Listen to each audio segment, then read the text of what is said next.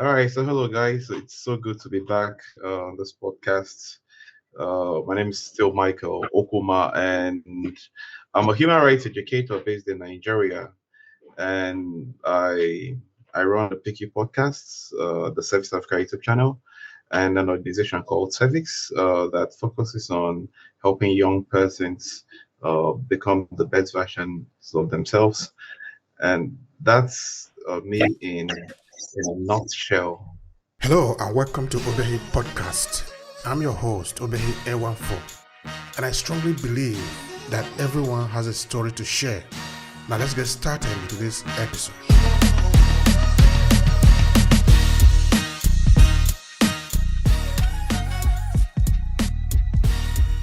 Thank you so much, Micah. Thank you so much. Thank you for taking the time to talk to me. This is a little bit late now in Nigeria, but it's okay. We are talking about something important for us. This is a continuation of our series on the life and legacy of our hero, those who are before us. Like it's often said, that we are standing on the shoulder of giants. That is what we can see far ahead of us. So one of those giants is whom we are talking about today, the person of Dr. Nnamdi Azikiwe, the first president of Nigeria. So thanks to you, those who do not know him are going to be able to know him, where he grew up, who is he, what did he do, did he make any mistake? We basically want to know everything we can about this individual in the history of Nigeria. So could you start with a little description, if you like, brief description of this personality? Who is he? Well, I guess preparing for this podcast, I could see in the man Nnamdi Azikiwe, the typical Nigerian, and by the time we're done with our conversations today, you see just how similar he is to all of us, kind of, because the ups were there, the downs were there. People sometimes make the mistake of summarizing the whole life of a person into a title or an accomplishment, and we forget that they had all of these other experiences that were super fantastic. So like you rightly said, Dr. Nnamdi Azikiwe became the first president we had in Nigeria, and would eventually, he was the beginning and the end of an order, because he would become the first indigenous governor general Nigeria had, and that would eventually transition to becoming a ceremonial president. And all that would end in 1966 when something similar to the Nigeria we have now would begin. But I guess we're going to talk about all of that later. But he was someone who was dedicated to the service of his people. He was a great Nigerian nationalist, a statesman, a leader of the African people, because beyond Nigeria, he's loved and respected. Like a very popular title for Zik is the Zik of Africa, and he has a movement after him, the Zikist movement. So it's kind of he's a lot of things to a lot of people. But he was a man of vision, courage. His legacy is really tall. And back home, he's like the comprehensive Nigerian, because as we're going to see later, he pretty much lived everywhere. He pretty much spoke every language, and he pretty much tried just about everything every other Nigerian has tried to make, like to make it in their careers and all that. So um, he's a comprehensive Nigerian and a very accomplished one at that, and someone I can proudly call my brother, because thank goodness he comes from this part where I'm from, and he's left a lot of legacy for us. Thank you for that. Thank you so much for that, Michael. And that is where I want to start. The name. You're going to help us understand what that even mean, Nandi. Because you are from that part of Nigeria, let's start with the name. What does Nandi mean? If you can say anything about that, anything you can say about that. Well, I'm happy you asked Nnamdi and not Azikiwe, because yes, Nnamdi is a very common name in Igbo land, and it literally means that my father lives, or my father is alive. Now, there's a bit of a background to the name Nnamdi. It's usually given to a child whose grandfather is late. And because our people, culturally, we believe in reincarnation. So when a child is born, the parents look out to see if it's one of their loved parents or one of their loved relatives who's reincarnated. And if I had a son and I felt, oh, that's my late father returned to me, I would name him Namdi, meaning my father is alive. So some persons might erroneously believe Namdi does not refer to the father of the child or to the father of the person whose name the Nnamdi refers to the grandfather of a parent. I mean, it refers to the grandfather of the child or a father of a parent. That is very important. How could we have ever known that? Thank you so much for that, Michael. Thank you. All right. Now, the person of Dr. Nnamdi Azikiwe. We're going to start from the beginning. What do we remember of him growing up? Tell us something about him, where he was born, where he grew up. We're going to spend some time there because it's really important for us. Dr. Nnamdi Azikiwe's father lived in current Niger State, in modern day Niger State, in a town called Zungeru. Now, back in the days, we didn't have states as we have now. So they just lived in northern Nigeria in a place called Zungeru. And this bit of information is important because Zik Flag, Nnamdi Azikiwe, eventually people called him Zik. So he, up until now, is popularly known as Zik, the Great Zik of Africa. So Zik's father worked for the colonial authorities. And what that implied was that he moved a lot. So, um, so Zik was born and raised in the north, and that meant that he learned how to speak the Hausa language before he learned how to speak his native Igbo language. And after some time, over the years, the father would become worried that his son could not speak the native dialect and could not relate to the culture of the Igbo people, which is the tribe where he comes from. So you see, Ziks from Onitsha in modern day Anambra State in southeast Nigeria, and we are predominantly Igbo people in that part. In fact, we're all Igbo people, not just predominant. Any non-Igbo person who lives in southeast Nigeria, migrated at some point. So the father sent him to Onitsha to go and stay with some family members. And he finishes his primary school there and begins his secondary school.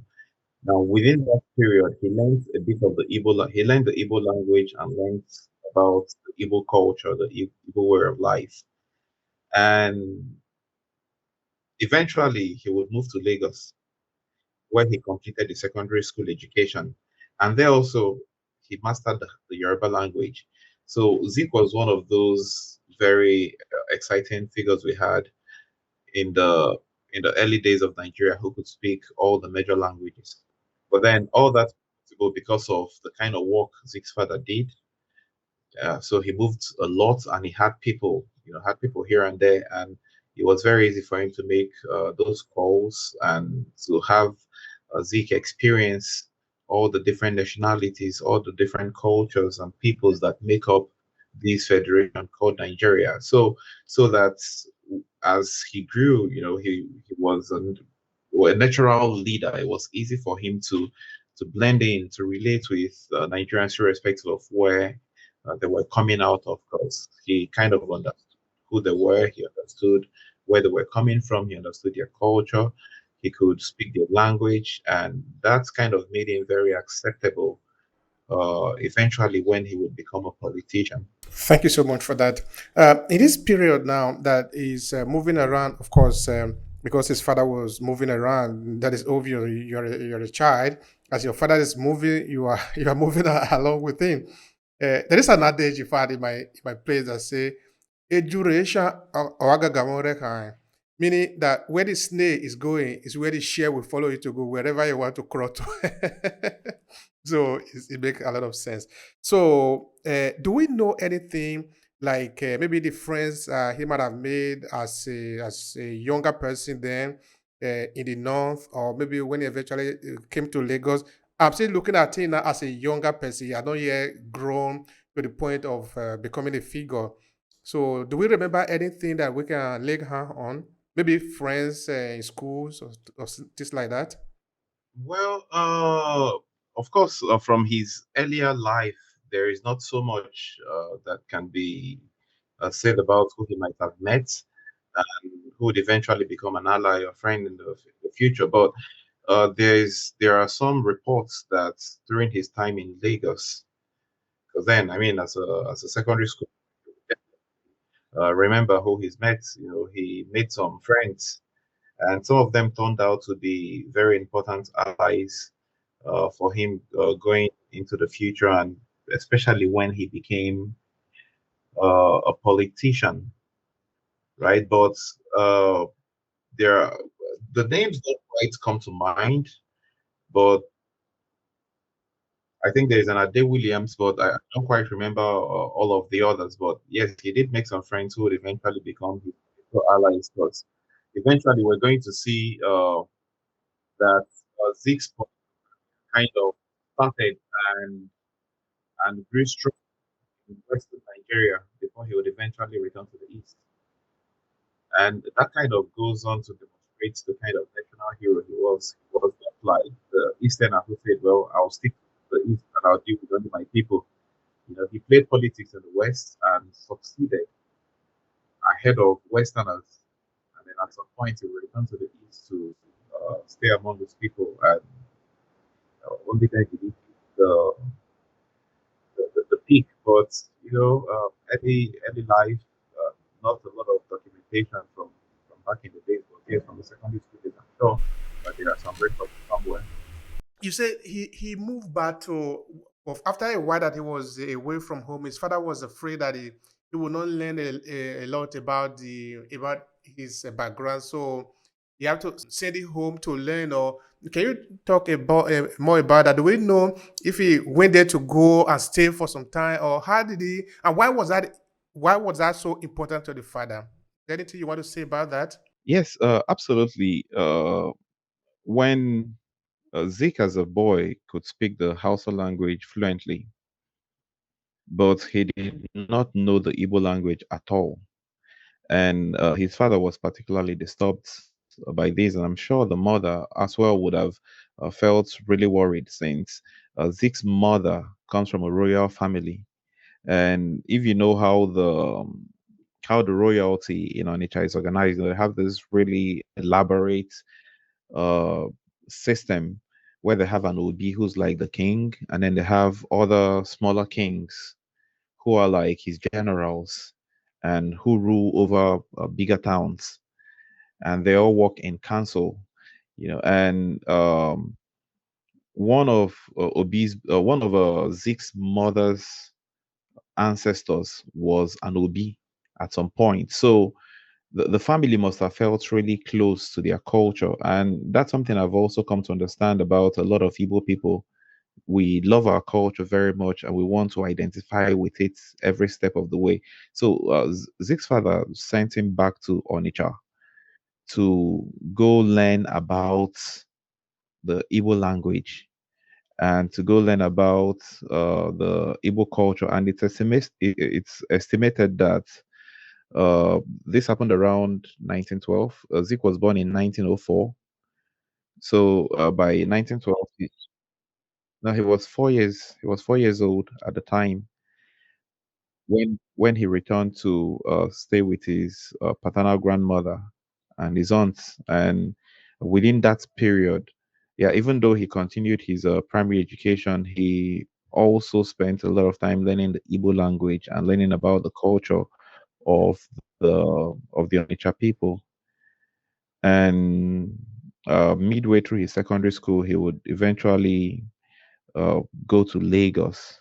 So, is there any picture of Nigeria that we can have in mind as of the time that Zeke was growing up? Okay, we understand that this is a period of colonialism. The independence had not yet come. But how was Nigeria of his young adolescent? Is there anything you can say about that? Well, I think this is one of the most interesting times in history because the colonialists had been around for maybe 20 years in their capacity as a as colonial masters. But then the takeover of most parts of Nigeria happened sometime around 1885, between 1885 and maybe around 1890. So by 1890, every part of Nigeria, or at least most parts of northern and western Nigeria, were under the control of the British. And then I know that in the eastern part, it took a bit of time because the communities had to be conquered one at a time. So at the time Zeke was born in 1904, people were just getting acquainted with the new way of life, with the new system of government, and you'd understand that there will be a lot of resentment against the colonial masters. So, in part, the churches are building schools and uh, they are trying to educate the people because kind of how it plays out is the faster you train, you train a whole generation of Nigerians and teach them that the Western way is the best way or is the better way, the better for the colonial masters. Because basically all they wanted was to have control over the people, their mind, their lifestyle, and everything.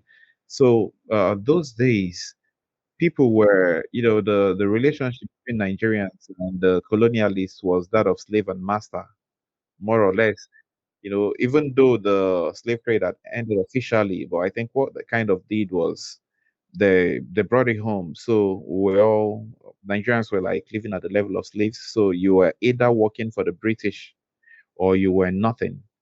And that would inform why Zeke's father would take a job with the British and would want to work, even though I can tell the conditions were not very favorable. Because for somebody who had to move as much as Zeke's father had to, there was barely a strong presence of Zeke's father in his life. He was mostly alone, trying to figure things out for himself, and I think that might have helped him become the strong person we know him to be. But as we know today, that was not ideal. So the the black people, the African people, the Nigerian people did not have so much of rights. They did not have so much of a voice. They did not have nothing. Actually, we had nothing. We were mostly living at the mercy of the white people and their God.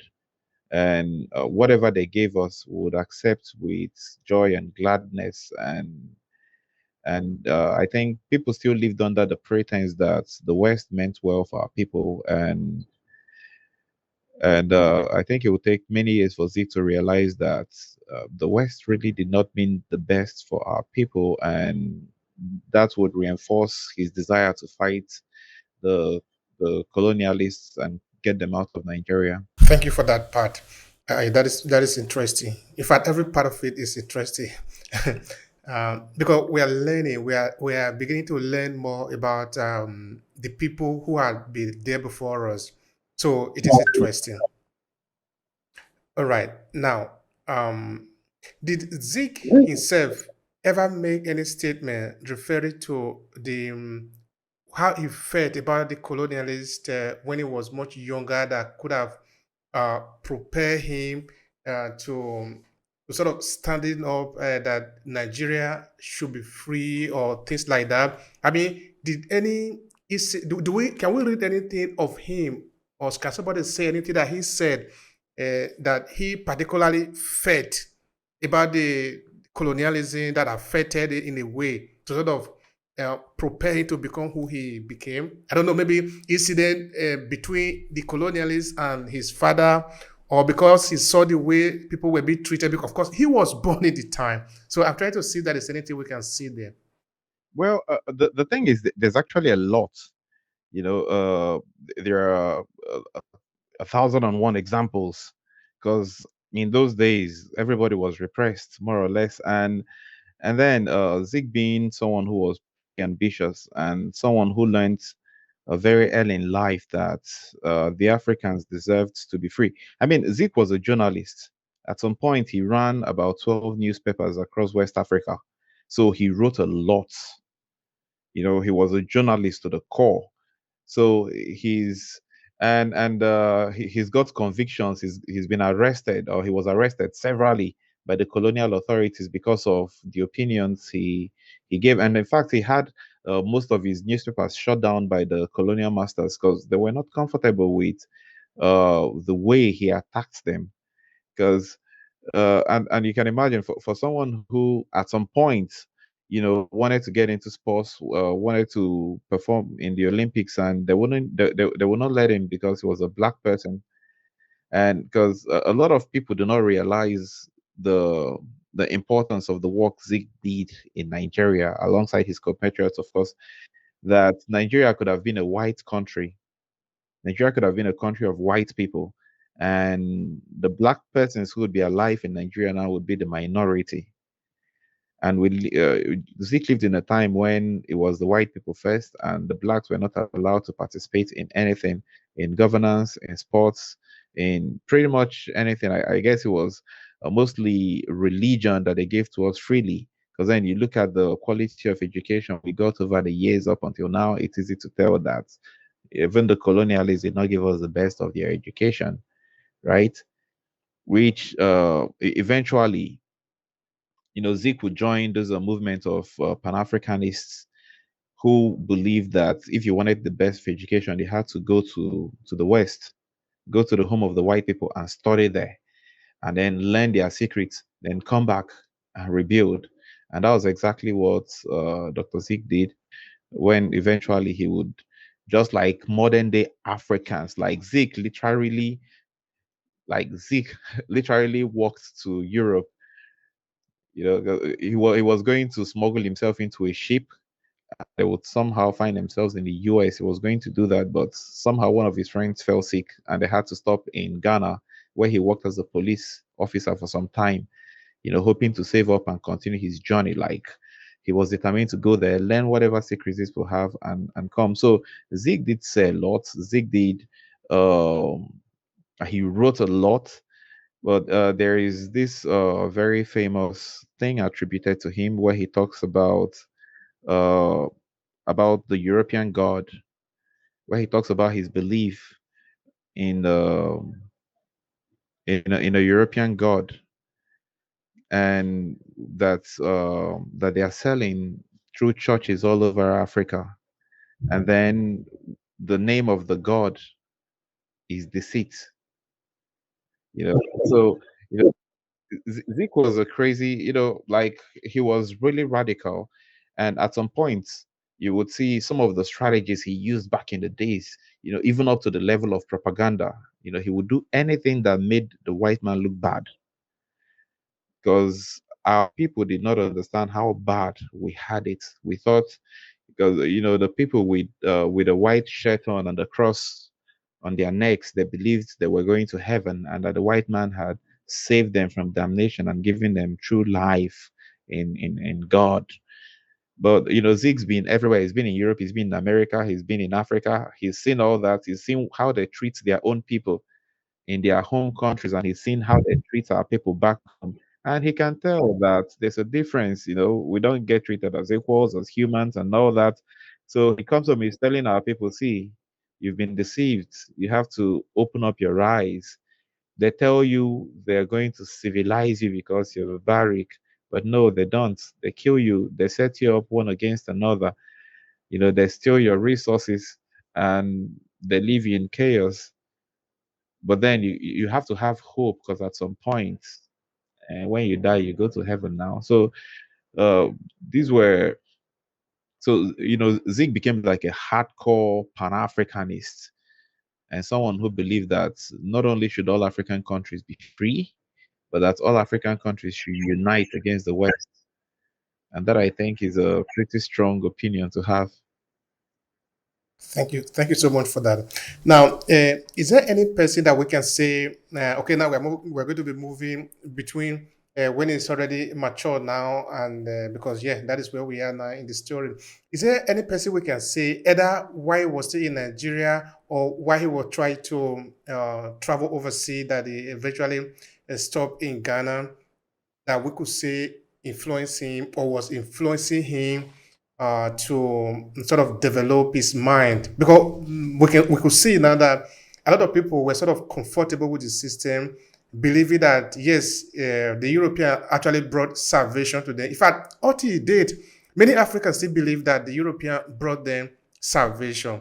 But I Mm, usually tell people that you need to understand that if you say the European brought you salvation, mm, they save you, it means that you were lost. But you yeah. cannot naturally be lost. For somebody to save you, meaning that if I need to make you lost so that they can save you. Otherwise, the question of being saved didn't make any sense. Because when you were born, you were free. In your culture, you were free. In your tradition, you were free. Somebody managed to tell you or managed to sell you into servitude so that you can then be qualified as an object that need to be saved. So that is basically what the European did. And of course, a lot of Africa buy into it. But we could see now somebody like Dr. Nnamdi Azikiwe not buy into that. Mhm. Was he learning this from somebody? How was he getting the information that sort of helped him to enlighten himself? And then he tried to enlighten also other people. Yes, absolutely. And it's a very interesting and controversial fellow, and that was Marvin Marcus Garvey. Now, Marcus Garvey was a Jamaican politician, but then a lot of Pan-Africanist ideologies came from him because, again, having studied here and there, having traveled to Europe and America, having looked at uh, the way people were treated and how the world is, he came up with this ideology that Africa should be home to Africans, not just those of us who are born here, but every African everywhere. Because then the history of the Jamaicans is no secret that they were once African slaves who made their way to the island and made a life there. And in fact, they fought to exist as a country. And then it wasn't only the Jamaicans or all of the black people who live in the Caribbeans, but also black people who live in Europe, black people who live in America, who've been there for over 400 years. And after 400 years of existence, they have, they already have nothing. They have no heritage. They have no land. They have no culture. They don't even have a name anymore, right? So when Marcus Garvey looked at all of this, he said, if they don't accept us in the West, and then we can go to the East, we should be able to at least go back home to Africa. All Africans should be able to come back home, and we should be able to use the rich wealth of Africa to develop Africans.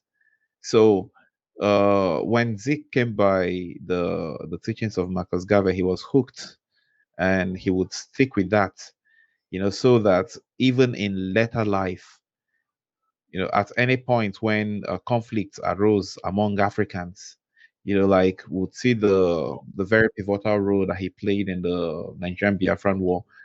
So when the war broke, he was with his brothers, the Igbos, and he said, "Okay, guys, let's fight. We're Biafrans." And then at some point, he had to say to them, "Okay, I think we fought enough. Can we go back? We're better off as a country. Why are we breaking up? We're trying to unite the whole of Africa, and people are talking about breaking Africa into sub units.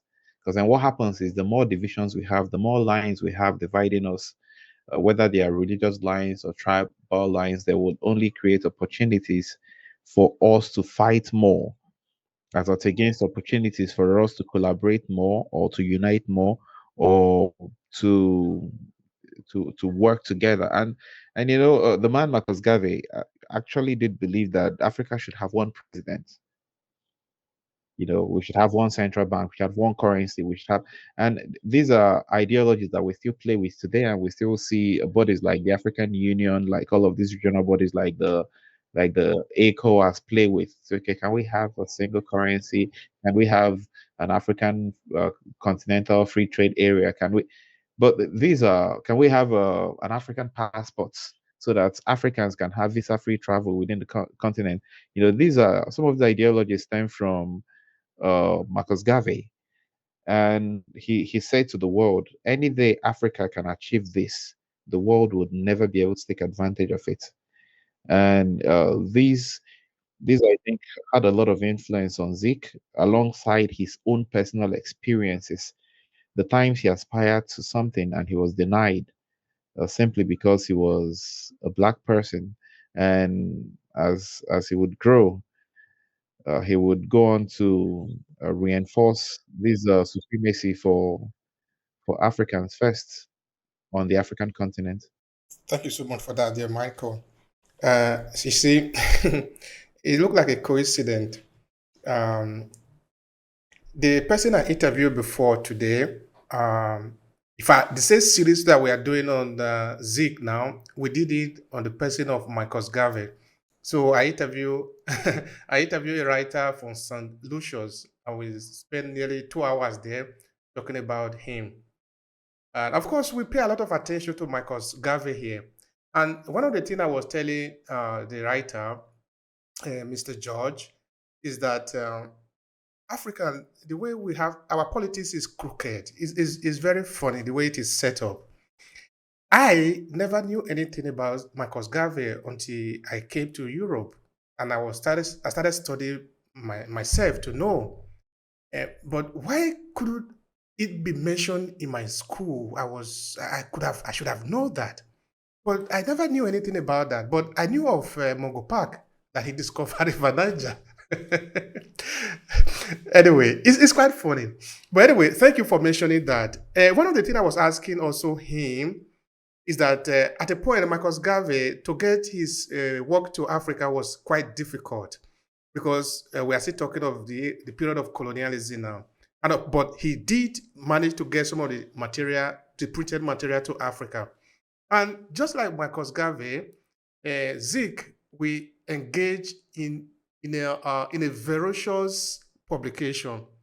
There is a power there. I want us to pay attention to that because another person we're also going to talk about in this series, the first person to move the motion for independence of Nigeria, Chief Tony Inahoro, also have to do with publication, even at World War II. So it means now that there is a lot of power in education. We should value education because it's literally the light. So the question I actually have for you there before I get it too long is that in what format was Zik able to get some of this information? Was it some of the magazine that was printed and smuggled in? Do you know anything that we can sort of touch about that? Like, how was it able to get some of this information that was coming from Marcus Garvey? Was it when he was already in Nigeria, when he has got to Ghana, or when he has traveled overseas? Unfortunately, Zik did not learn about Marcus Garvey until he was in the United States. At least that's what I believe, because from the history that is recorded, he was already in college when he met a group of other Africans who were into the whole Marcus Garvey movement, and that was in the U.S. Zik only completed secondary school education in Nigeria, so all of his higher education happened in the US and later in the UK.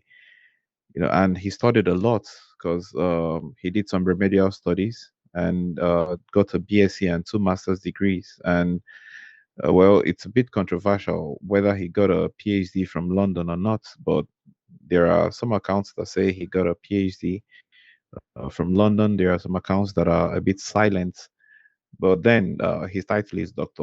Nnamdi Azikiwe, so chances are he probably got a doctorate. Not like it matters or it takes anything away from the man that he was.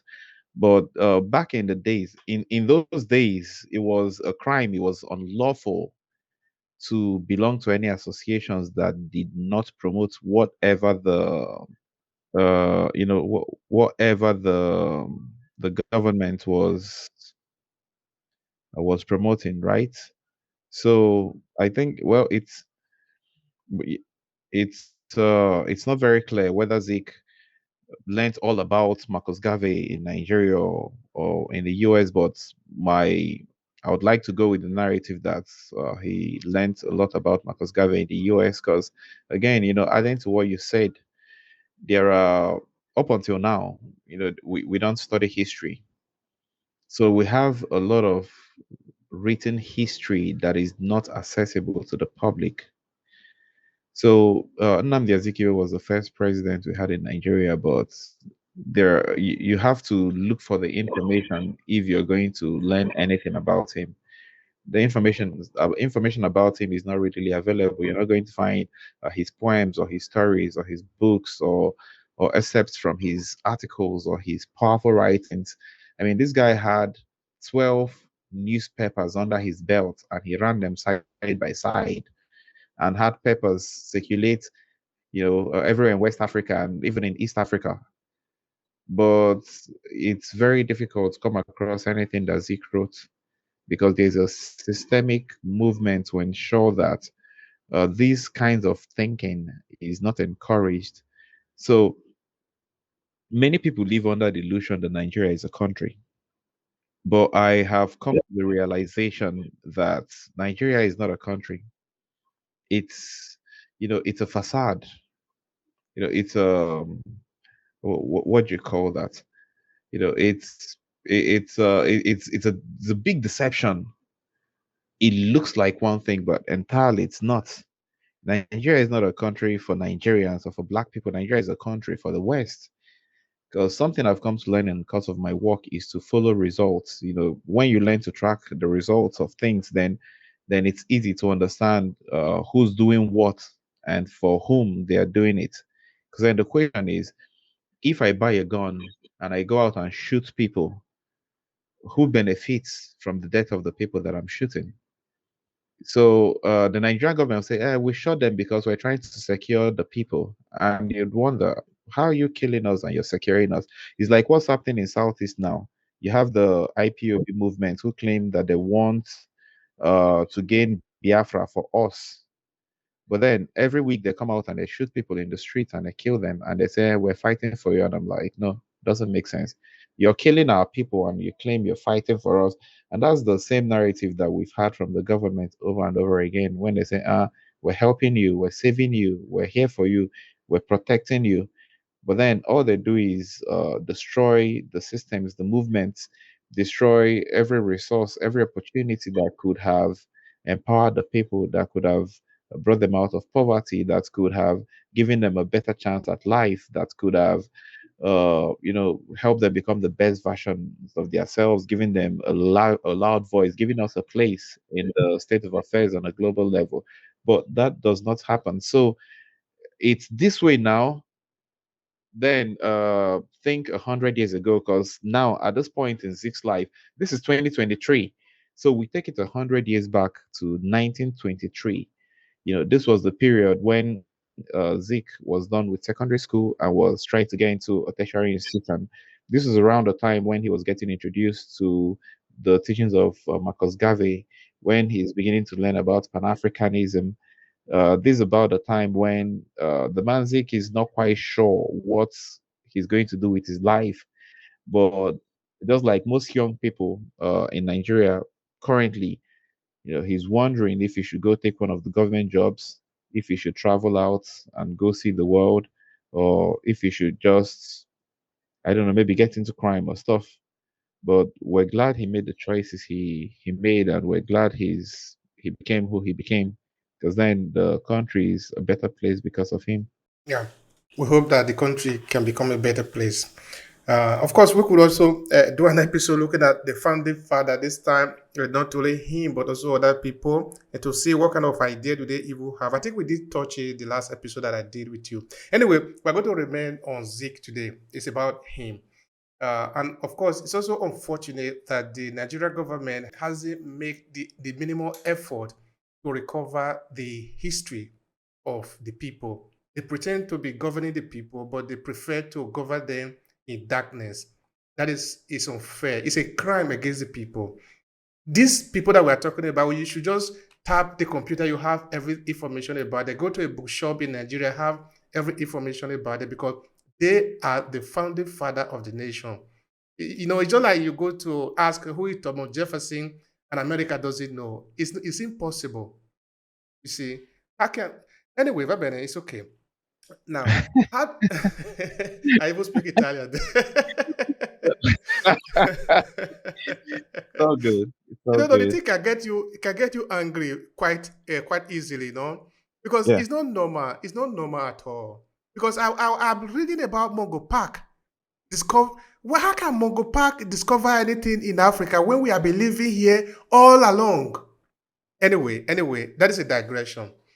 How I did was only going to say that the only good thing about Mungo Park is that he died in the river too. So that's the only history we should be learning about Mungo Park. anyway? But I also believe that that we can make Nigeria. Okay, one professor that I interviewed a couple of days ago, actually is a professor from Ibadan University. The second that I'm interviewing him is a professor on development. He said that we should make Nigerians out of Nigeria. It is time that we really create the country and create the identity. Because what we Yeah. have, like you said, is almost like a shamble, like a mirage. Hmm? Mm, Like like the more you look, the less you see. It's not see. clear. It's an image that is not clear. It's almost like a bizarre thing. You don't understand what it is, Yes. but we can make it into something. Of course, it's going to take an effort. Anyway, I try to Mm, see if there is anything we can capture of him while he is in the United States. Is there anything yeah. that we can say of him? Well, not so much.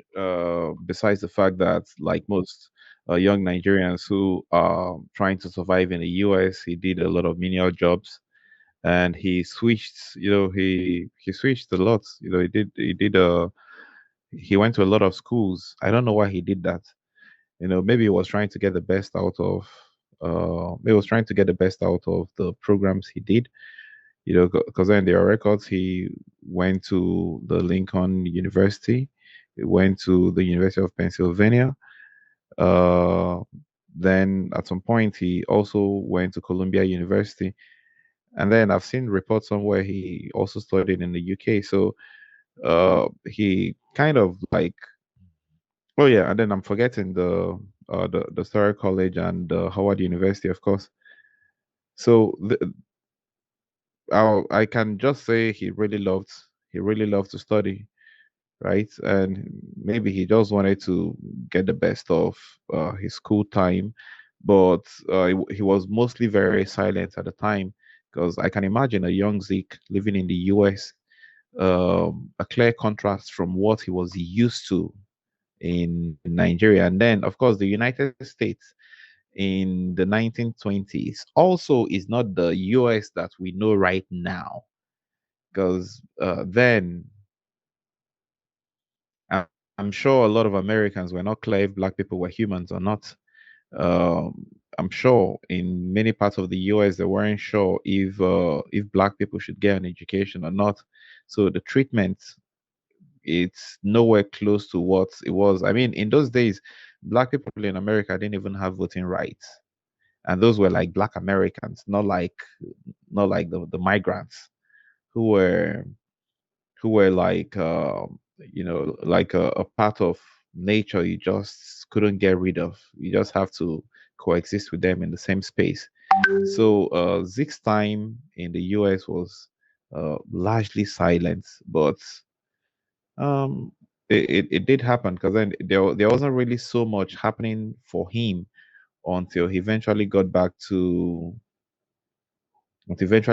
Nigeria and started off, actually until he returned to Africa, and then started hustling, because Zeke did not come to Nigeria straight up. I believe he went to he tried to go to Liberia first, and would eventually settle in Ghana, where he took his first job. and he would work there for a while before, for a number of years before he finally returned to Nigeria. But his time in the US was largely silent. All right. Thank you for that. Now, how did he rise to prominence? Because now he gets to Nigeria. Of course, becoming the first president of Nigeria in the time of colonialism, it doesn't happen by accident.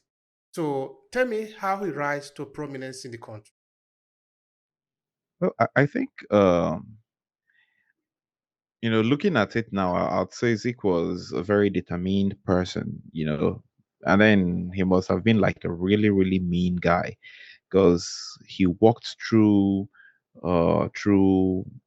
rejection, through adversity, and when uh, when Liberia wouldn't have him, because back in the days, Liberia was like the free place, the free town. Yeah, the capital of Liberia is literally called the free town, because then the African slaves who who were fed up with being slaves, of course, after they were freed, decided to return to Liberia, and Liberia is supposed to be like the home of liberation, where Africans can come have a paradise, be free, be happy, be united, and not have white people tell them what they can or cannot do. But eventually, that didn't quite work out well because the Liberians would not have him, and Zeke would eventually take a job in the press in Ghana, and he worked a bit, and then would eventually begin to create his own newspapers.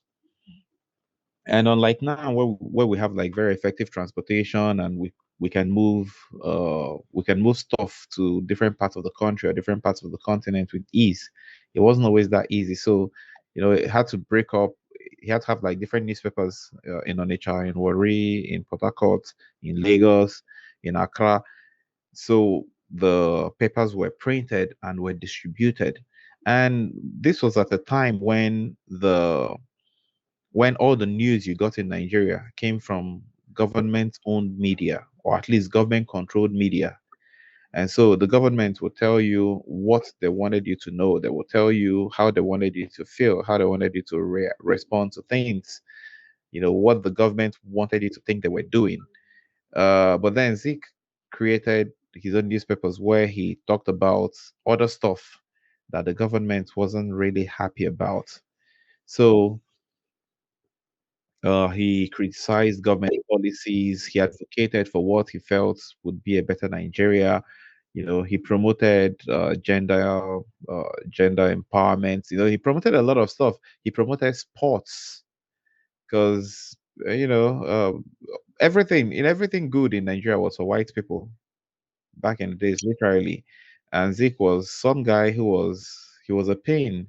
He was a pain in the neck of the white people, and at some point, I'm sure, this is not written, but I believe at some point they must have said to themselves, "Can we give this guy a piece of the pie so he can shut up?"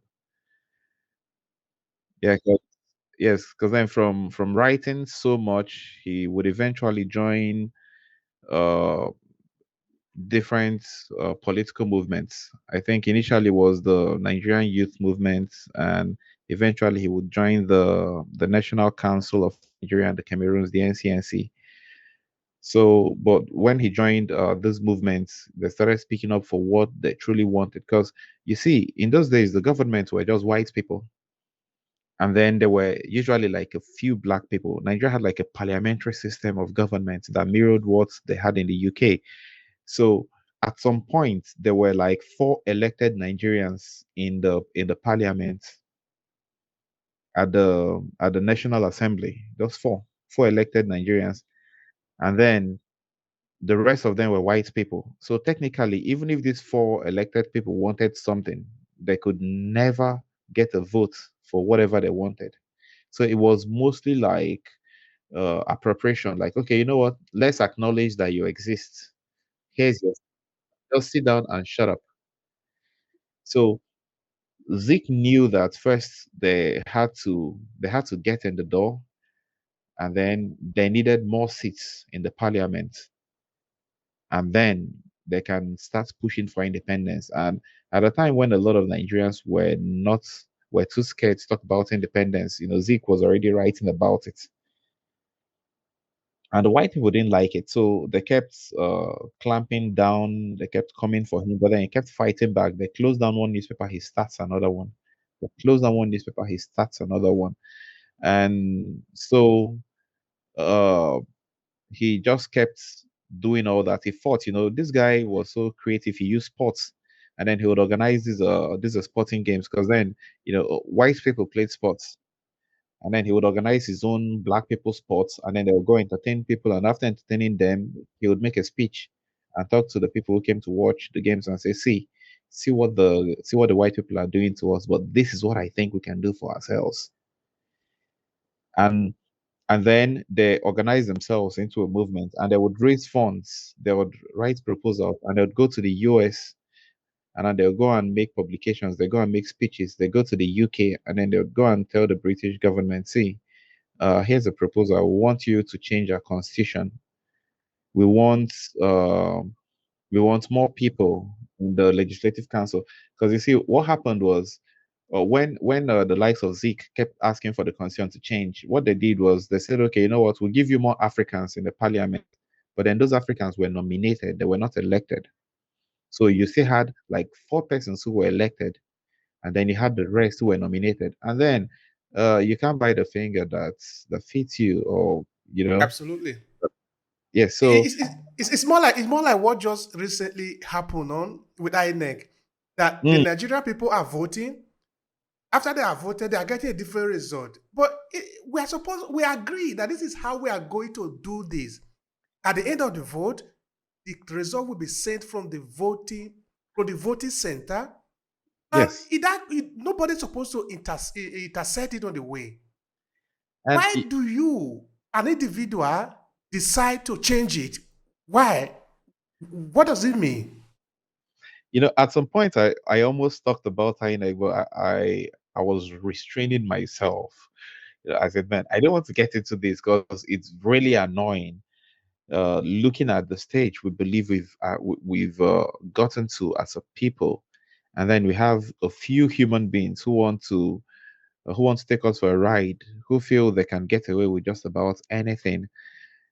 So you have the INEC that is obviously controlled by the government, and sometimes I still wonder, in 2023, why do we have an INEC that is led by people who are appointed by a president who could be standing for re-election, or who could be presenting somebody for election. So you see, the first lie in INEC is the word independent. You can't call it an independent National Electoral Commission, because it's not. Obviously, it's influenced, and we can see how that plays out with a national election that had overwhelming number of persons go out to vote, and then like one of the persons who observed the election said, he said they did not come to Nigeria to observe elections, they observed crime, committed with reckless abandon. So you have those thugs intimidating people, you have the vote buyers, you have the ballot box snatchers, and not a single person has been held responsible, not a single arrest was made. Nobody's answering any questions. The INEC chairman has not lost his job, nobody in INEC has been punished, and we're seeing all the mutilations that's happened. Like, and in this age and time, there's a limit to what you can do without people noticing. We're way too educated and all that, but obviously, we still live in the Nigeria of 1922. Obviously, we still live in a Nigeria of 1922. We still operate a constitution as antiquated as what they had in 1922. Is not any better, because the results are still pretty much the same as what we had back in the days. And this is what the likes of Zeke fought, because how can you nominate people to the assembly? And that's kind of the kind of politics we've had in Enugu, we've had in Lagos, we've had in a lot of cities, where like Enugu has been run by the PDP. Once the PDP gives you a ticket to run for any office, people congratulate you. Congratulations. And then in Igbo, they say Ojebego. That means he's gone. It's as good as a done deal. So once they give you a ticket, you're already in the house, you're already in the parliament. And then people who earn their seats in this manner, they owe no allegiance to the people. They don't feel that they should perform or they should do. In fact, their only job is to please whomsoever put them in power.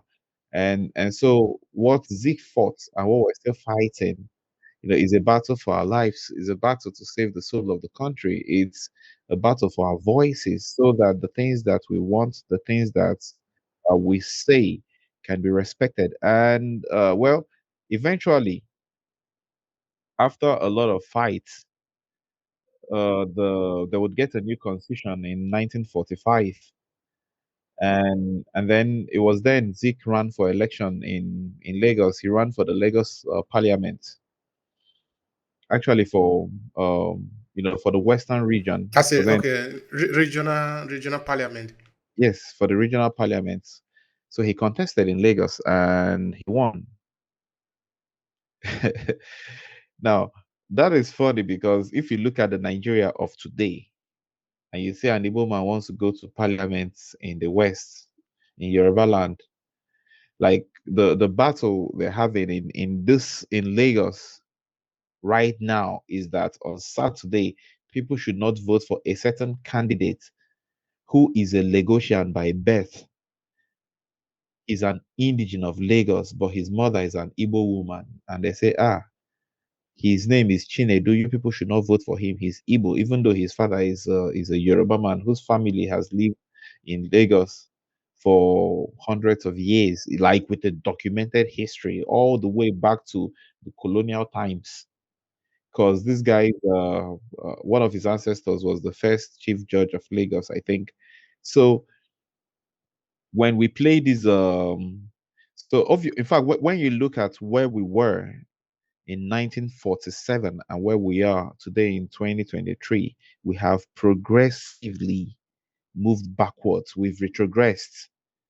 We weren't this bad in 1947. Igbo people could run for elections in Western Parliament and win. It's really so absurd. Anyway, I have a lot of things I would just like to ask there, but it will take the argument away from this one. So we'll probably have to come back for it because it's really so absurd.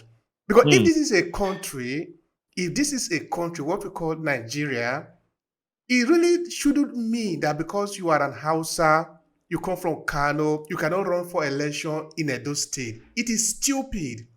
Yes. If you are a citizen of this country and you live in Edo State, Hmm. and you are supposed to have the right to be able to run to govern the people of Edo State. If Hmm. not, what right do we have to go to London? I want to become the mayor of London. Yeah. You move away, you move as a Yoruba person, you come to a country in Europe, you wanted to elect you as a mayor. And now you are telling me that somebody is coming from Enugu in the same country, having the same passport, is not qualified to be a governor in your state. Are you in this world? Anyway, like I said, we can really talk about that argument. It's very important, but we'll really take an episode on that. Now, Yeah. let's talk about publication again. Hmm. How did Dr. Zik got into publication? I mean, how did he find that there was power in there that he explored? He really explored that power a lot, and it's probably what led him to becoming the first president of the country. Because information is powerful. Hmm. And I think, when I was reading up on Zeke, I realized why other politicians want to own media houses. Because they realized that the single power that Zeke had over the colonial masters was his ability to write and put information out there so that the world can see. And that did the magic. I don't know what informed Zeke to study communication, because then there are lots of other courses. He could have studied law or medicine or music or arts or just about any other thing, but for some reasons best known to him, he chose to study communication, and he did a really good job at it. Because then The words that Zeke wrote were terror to the colonialists, and I'm sure they looked forward to looking at his publication, not because they enjoyed them, but because they wanted to know if the country was still under their control or not. So Zeke, I think, understood this very early in life, and this is a skill that he took. He used this to the highest, because one would imagine that after the after the independence, that a man like Zeke would stop to write, but it seemed this was only just a part of who he was. He was a man who loved to express himself, a man who would not be silenced, and someone who just loved to give as much information as he possibly could. Unfortunately, like you said, we should have all the writings and books and speeches of Zeke at our beck and call. We should have studied these in school, but no. Uh, if you want to find them, you have to really go searching. It's like going for treasure hunts, more or less, because those writings are deliberately not readily available. Because we come from a country where we don't care about our founding fathers, and we don't care about knowledge or learning or all of that. But I'm not quite sure where Zeke picked up his love for writing, or at what point he realized that this was going to be a really powerful force that would, to a very large extent, determine what becomes of Nigeria. But that's a power he used really well, and the results that he achieved are pretty obvious. And I think we're glad he did, because no one else was going to match that energy among the founding fathers. I don't think anyone else matched the energy of Zeke when it came to writing and intimidating the colonial masters. All right, that's powerful. Now, uh, those writing that he did, those publications, out of 12 of them he was having, actually helped him to shape who he became and actually shape the kind of Nigeria he wanted to see. Mm. Now, what happened to those publications, to those newspapers? What happened to them? How did they disappear? Well, the government, of course, shut down most of the papers.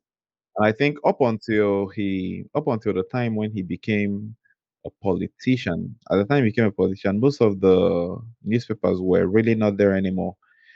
Because like I suggested earlier, I'm sure at some point they must have thought to themselves, let's give this guy a piece of the cake so he can shut up and just let us do whatever it is we were doing. And they were quite strategic at this, because then I at some point, they set traps for him. So the kind of stuff Zeke did was, if there was, he was single-handedly like an opposition to the government. So if workers were going to have a strike, Zeke was going to support the strike with everything that he had. And whatever information that makes the striking workers look good, Zeke is going to publish it. He's going to put it out there for thousands of readers to see. And the government didn't like that, so they controlled the court. Every now and then they would go to courts, and they would get the courts to ban something he wrote. And I think even at some point they got a conviction against him, and they were going to throw him in jail for 6 months, but he appealed and he won. So it was always it was always a fight, and that's why he had as many as 12 newspapers. Because then sometimes he would create a newspaper and he won't write in his name, but then when they read the writing and they see the strength of the language, they would know who's behind it. But the with the speed with which they attacked his establishments, he kind of like doubled down and created new ones. But I figured that when he got into government, he realized that the fight was over. Of course, like when Nigeria got her independence, he must have realized that, okay, now mission accomplished. We have a country to run, and he stopped playing opposition. Of course, like who's he going to oppose himself? He kind of just stopped writing and went on to be ceremonial president till they got overthrown in 1966. All right, I'm still thinking here that somebody ignored a huge power. Was it not possible to have transformed those powerhouses into something that would live? Anyway, I understand that we're like a protracted fruit that was not allowed to mature. It didn't mature. It's not dead. It's not alive. We are just in limbo, and it's quite unfortunate because if all those publications are there, I Mm. believe that as a Nigerian, as a citizen of Nigeria, I should be able Mm. to listen to every statement that was made by every president of Nigeria from the day of independence. All of them should be accessible to me to be able to know where I am coming from. As a minimum, my government should have been able to make sure this is available. One time, I went to the Nigeria archive to find information, of course, the one that is online. I don't know if I even see any single thing. I didn't see any single thing I was looking. It looked like, like I said before, it looked like a shamble. Because with those 12 publications, if they have been alive today, all these things that I didn't say that, I said I didn't say that, if it is evident, you can see it there, then we don't need to argue about it. Well, that's actually the same worry that I have, because the the fact that at our level of education we struggle to find information, like we still don't have history in Nigerian schools. And there is this Malawian who's a comedian in the UK. I was watching one of his stand-up acts, and he talks about when British people say, why did you leave your country? Why did you come here? And he will say to them that growing up in Malawi, they studied, the British history. They learned all about Queen Victoria and about all the British stuff. They didn't learn anything about Malawi, and it was like, so where did you think I would go eventually? So, and that's also is what's happening today. You look at the migration rates. A lot of my friends, most of my friends are either in the UK or in Canada. Well, I guess there are more people in the UK than anywhere else. But that's our natural home. That's what we were created to migrate to the UK. We're not created to stay in Nigeria.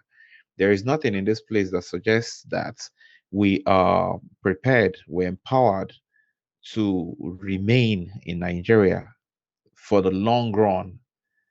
It's Nigeria is designed to look like we were always going to leave and go to Europe at some point in our lives and settle down there, because the environment we have here does not support life for the regular Nigerian person.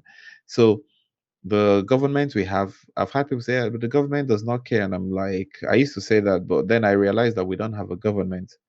What we have is the British government that runs this place as a shop where they come in, pick whatever they need, and go away. So this place was never really designed to be like habitable. Because I think what they did was, when independence happened, the colonialists kind of swore to themselves that if we can't live in Nigeria, then no one else can. So they would sponsor crisis. They would uh, take all the resources. Because then you look at Nigeria's oil. Who controls Nigeria's oil? Britain. It's all British companies, and then maybe one or two French or from somewhere else. But then mostly European companies control virtually every mining activity happening in Nigeria. There are no indigenous companies or organizations or people who run any form of mining on not just only in Nigeria, but on this continent. The role we play is as workers. We go, we work, we protest, they shoot the protesters, and then they make life more unbearable, so that more persons become so poor that they come back to keep working in the mines, and then you work till you drop. So for Nigerians who eventually want to have a better life, at some point they'll have to leave Nigeria and go exist elsewhere. And that's why we don't learn history. That's why, I mean, like, look at the elections we just had. Who's going to write that textbook that is going to explain how Bola Ahmed Tinubu emerged the winner of the 2023 presidential election? And what will that document say about him? Are we going to write this history? Are we going to put it out there for the next generation of Nigerians to study? And this, I think, is one of the biggest arguments that I fail to make when I hear people supporting candidates. Like here in Enugu, we have certain candidates that are running for the office of the governor, and then someone used to be a minister between 2003 and 2007, and people say, oh, he's such a great candidate. And I'm like, yeah, a lot of people who say that are too young to have known what was happening in Nigeria in 2003 and 2007, and there is no record of his work. It's just hearsay. He's going to say, oh, when I was minister, I did this, I did that, but there is no evidence to that.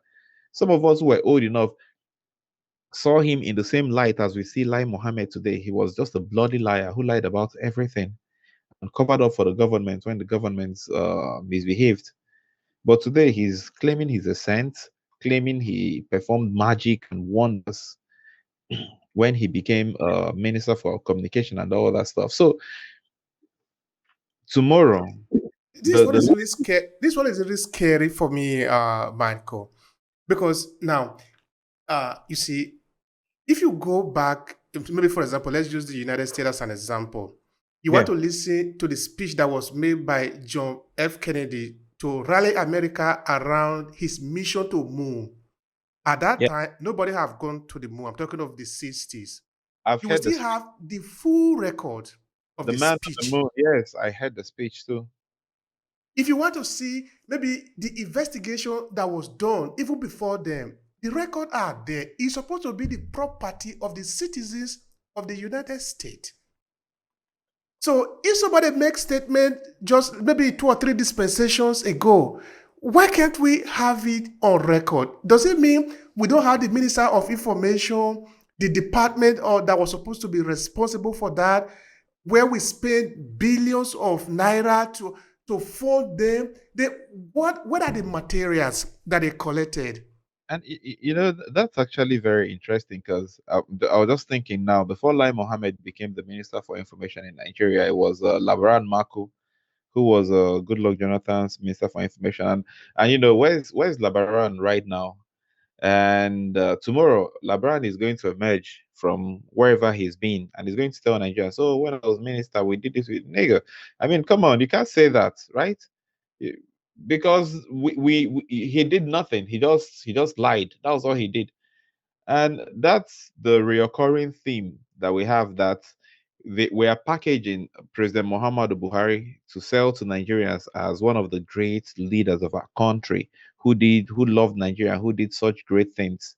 Because what they do is they rewrite history in real time to make it seem as if whatsoever they are doing, or whatsoever they've done, was in the best interest of the nation. And that is why I would come on any podcast that talks about these issues any day, anytime, because I believe that the documentations that we make, the recordings that we make, the content we put out there is going to educate the future generations of Nigerians as to the nature of the country, as it were. So I'll say, Nnamdi Azikiwe became the first president, but under what circumstances? What did it mean to be a president at the time? Did he have any real powers? What influence did he have? Under what conditions did he emerge as president?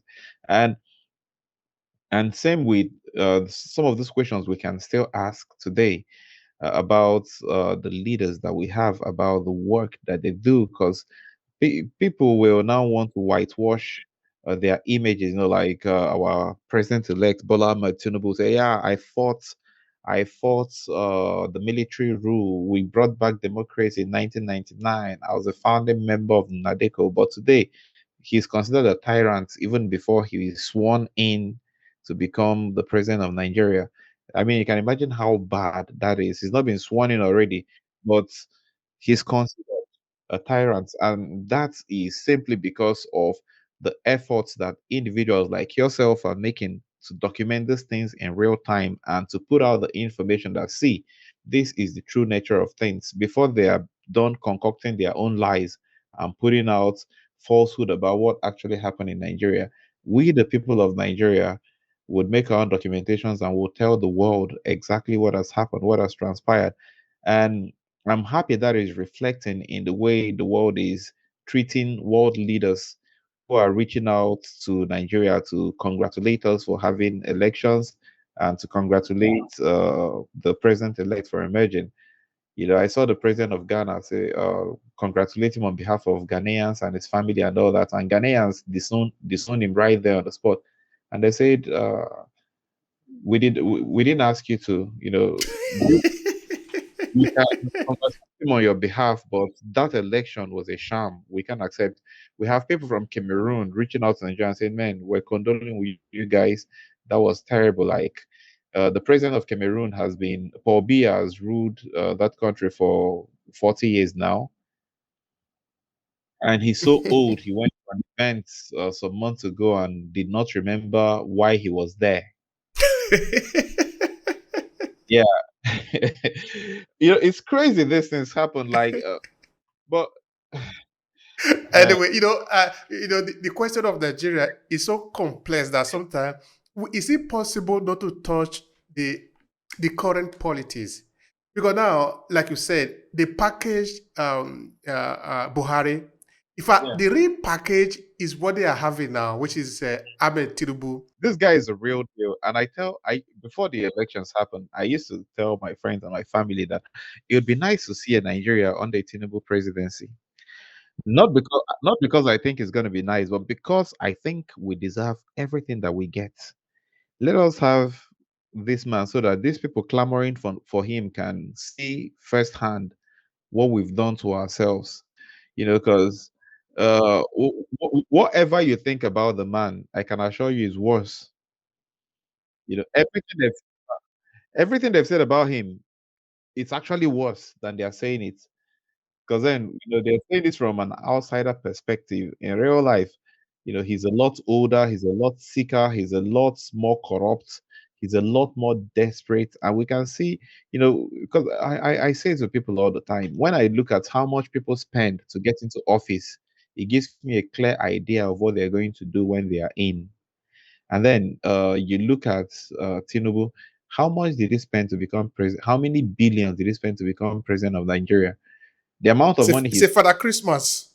yes, the amount of money he spent to be president, he can't recoup that from all his salaries and allowances as president for 8 years. If all that money is calculated and given to him straight up. So why is he spending all this money? All for what? So there's a grand scheme. There is something darker, more sinister that these guys have in the oven for the people of Nigeria. But we just have to wait and see. Because then we can take it lying down or we can stand up and fight for a country we can all be proud of. Because unfortunately, there is no other way around it. There is no easy way to do this, unfortunately. But we see where it goes. We hope the judiciary will stand up and do the right thing this time. But even if they failed, well, we'll see. We see. That is the point. All right, now let's talk about Dr. Nnamdi Azikiwe becoming the first president, the making of the first president of Nigeria. What Hmm. can we learn from that? How come he was the one that was chosen? How come the people voted for him? What was the thing that actually transpired leading to him becoming the president? Okay, so that's actually a very interesting part of Zek's story. So then, having won election in the Western Nigeria regional parliament, I think in 1947. By 1951, they were due for re-election, and this time around, the way it kind of worked was whatever party had the largest number of seats would send representatives to the National Assembly. And Zeke was desperate to get into the National Assembly. He really wanted that. But unfortunately, there was a break in the politics of the West, because then he had how do you call it now? They had tried to grow a coalition between Zeke's party and Awolowo's party. But then Awolowo wanted to be in the national parliament, as did Zeke. So the agreements did not quite work out, and and then of course Zeke is an Igbo man, so the sentiments came. He's not one of us, so this one na Igbo man or JJJ, and then uh he could not get in. So what happened was he left Lagos and returned to the eastern region the next year, and he quickly got involved in the politics there. And they had some arrangements, because then his party had a stronghold in the east, the NCNC. They had a stronghold in the regional assembly in the east, and then they had persons who were going to resign. Some ministers were expected to resign to make way for him, so that once he returned, they would just pick him and put him in the parliament, and then send him all the way up. And when the ministers would not comply, they got impeached, right? So they were forcefully removed, making way for Zeke to get in. So, and once Zeke was elected to the parliament, he quickly emerged as the premier of the East. Now, in those days, there's like the Western region, the Eastern region, and the Northern region. The premier of the West was Obafemi Awolowo. The premier of the North was Ahmadu Bello, and Zeke was the premier of the East, and of course, by far the most vocal of all of them, and the most influential. He's fought. Not taking anything away from the rest of these founding fathers, who of course played their role, but the man Zeke was, he was resilient. He wasn't the kind of person to back down, and then having had issues with the West, he decided this time to go into partnership with the North. And then remember, Zeke, he understood all the cultures, he spoke all the languages, he spoke Yoruba, he spoke Hausa. So he went and made an alliance with the party that was dominant in the North. I think it was the Northern People's Party, that was led by Abubakar Tafawa Balewa. And so they created a coalition, so that when they all got into the National Assembly, the National Parliament, the two parties came together and then formed the majority. So when that happened, Zeke emerged as the Governor General, and then Abubakar Tafawa Balewa emerged as the Prime Minister. That was how Zeke became the president. Of course, this was happening in 1960, right? At this time, Nigeria was not a federation, weren't an independent country per se. Like we had a country, but weren't like a federation kind of. So, and before now, we've always had white people as governor general. Lord Lugard was a governor general, and all of the other persons after him. So Zeke would become the first governor general, the first indigenous governor general in 1960, and then by 1963, when Nigeria became a republic and got like their full independence and sovereignty and all that, that office will transition to becoming a president. But the way it was organized is, when you're a president, you're a ceremonial head. You're a ceremonial head of the country. You don't have any real powers. The powers belong to the prime minister, who makes all the calls. But then the president was also the president of the Senate. So Zeke was Senate president, and was also the ceremonial president of Nigeria. So if we were like to appropriate that to modern day, to like what we have in our modern day life, Even though like Zik's office was called president, chances are he would probably be maybe the vice president or something, and then Abubakar Tafawa Balewa would have been like the real president. But we don't have to appropriate anything. Zik was president, Tafawa Balewa was prime minister, and then we had a parliamentary system of government, and that was like the peak of his political career. So Zik never really like had powers to change things the way he wanted. But I think he also understood that it was better to have a foot in the door than to be shut out totally. And with his presence in the federal government, he believed that the needs of his own people were, quite represented and well taken care of. And that was Zik as our first president. In that position as the first president, how would you describe the kind of power that he had and the influence? Like, how much power and influence did he actually had as the president? Of course, we're talking of parliamentary system now. Well, I would say that Zeke was a ceremonial head. So as president, he didn't have a lot of powers. But then as the leader of the Senate, as the leader of the parliament, he had quite some powers too, because then he could directly influence the laws. He could have changed the constitution if he wanted. He could have he could have facilitated a lot of stuff, but you know he did not have like the final say as far as leading the country was concerned. And so and the system of government we had then is very different from what we have now. Because then in the parliamentary system, the powers were in the federating units and not in the center. So there's a central government that was weak and did mostly strategic direction, policy, and all of those kinds of stuff. But then you had the regional governments that took care of security, took care of the economy, took care of everything more or less. So the guys at the center were, it's like going to the UK and then there's a queen and then there's a prime minister.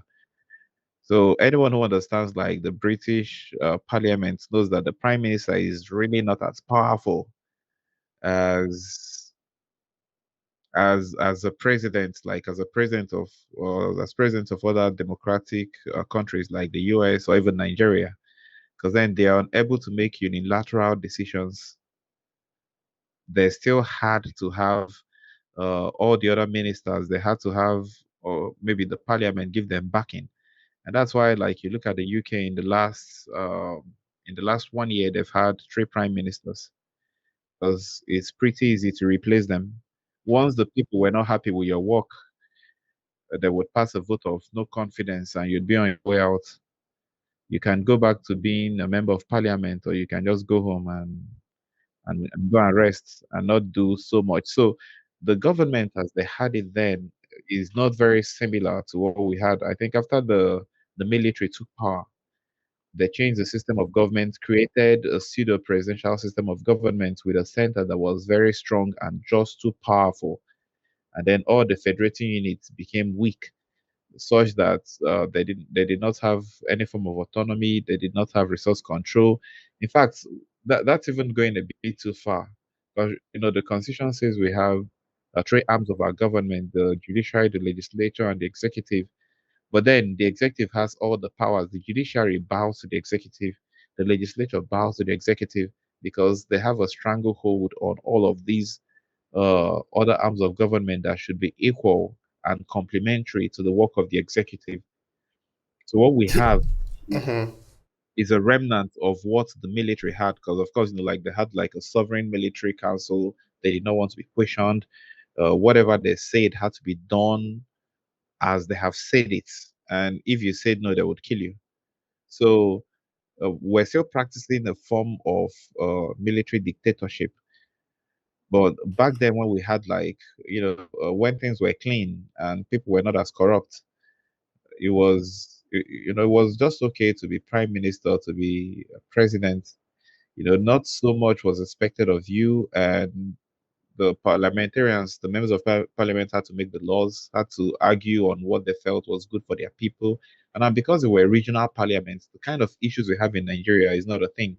So we can't go to the Senate and say, they're ignoring the Southeast Development Commission because it's going to benefit the Igbo people. No, the regional parliament in Southeast will pass a bill for Southeast Development Commission, and they will make it happen here at this level. And no Yoruba man or no Hausa man will say, we don't want this bill because they don't even have a vote in the region. Michael, you see, this is really a very interesting conversation, no? Because this is why I was saying before. It's like a protracted situation. That of Nigeria is that it's not really very clear. One time we were practicing the parliamentary system, which was okay. Then at a point we decided to practice the Republican style, where we have the presidential system of government, of course, copied after the United States. But we Mm, didn't actually copy the United States.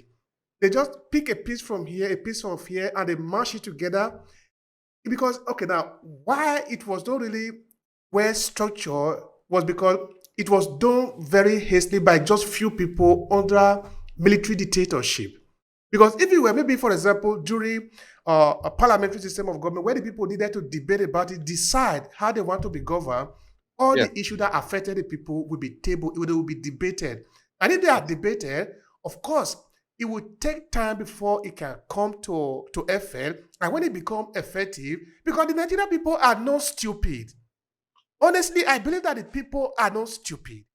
If we just translate what you are happening in the the military supreme court Yeah. into the civilian supreme court, it is complex, it is complicated. Because I don't think Nigeria is impossible to be governed. I just think that there are few people who just want it the way it is, and for them, they don't want to touch. They don't want to touch the structure. It is really complicated as far as I can see it. All right, let's go back again. So how do we got the independence? Because now Zik and others in his time, we actually be the one to negotiate the power from their white master, the Europeans. And like I usually say, if we have fought there and then we drove them out, we will actually have a clear head to write our future. Now, we didn't fight anybody, we didn't drive away anybody, we basically negotiated. So, Mm, what kind of Nigeria was actually negotiated? Because he, as a politician, of course, an influential person, had a lot to say about it equally. Because besides, he has gone abroad, he has studied abroad, and he came home. He had a lot of influence in what became the contract. What mm. is the contract? What did they understood that they wanted to do with the Nigeria that was going to be given to them? Well, I think, to be fair to the founding fathers, the Nigeria they were born into, was a very different place from where we have now. Because then they were born into a Nigeria where you were second class citizen, where uh, the white man was your master, was superior, and then the best job you could get as a Nigerian was where some job where you served a white man. The black people were never really like getting on top of their game, were never really in charge of anything. And then in your state, in your locality, they would have like GRAs. We still have GRAs up until now, government reserved areas where the white people lived. And if you're not a white person, you could not live in that place. You could not play in tennis courts, you could not eat in their restaurants. They had special stuff. So for the founding fathers, they believe that if they can get the white people to leave, then chances are we can return to a country where we're free, where we can develop, and where we can do just about whatever we want, so far as it somehow improve the lives of our people. And because these negotiations that led up to Nigeria did not happen immediately, because when you look at a lot of the other African countries and how much time it took them to gain independence, you'd realize that Nigeria was one of the quick ones. because we started agitating almost immediately. We were never really fully submissive to the whites. We were always fighting back and demanding to have our lands back, demanding to have our resources back, demanding that the white people should leave us alone. And at a time when the white people got fed up with, with all the troubles that were coming from Zeke and his compatriots, they felt okay. Maybe we should just let them lead themselves. But you see, there was a problem with that, which is that they they inherited a constitution. And then of course the British weren't going to like leave. They were just not going to be in power like directly, but they had like stooges. They created the civil service. Kind of like all of the inner workings of the Nigerian government was still largely controlled by the British. As a kid, we still had like British teachers and lecturers at the University of Nigeria, and that was not a very long time ago. Some of the British missionaries that came to Nigeria 40 years ago, 50 years ago, some of them are still alive. Some have just died like in the last 10 years. So we've always had those people present. Plus, a lot of the machinery that control the economy of Nigeria. Imagine we have to have a foreign reserve. And then we're lucky we're dealing with the British, because if we were with the French, we wouldn't even be able to print our own money. We'd have the French print the money for us and then keep half of all our money in the French National Bank, if that's what it's called. And then they would have all our gold and have all our resources. But then in our case, we have all of our oil controlled by British.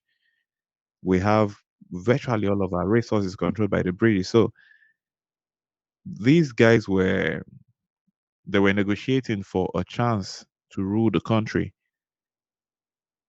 and they forgot one very important thing, which I think was that, which I think is that the British did not come to Nigeria to rule us.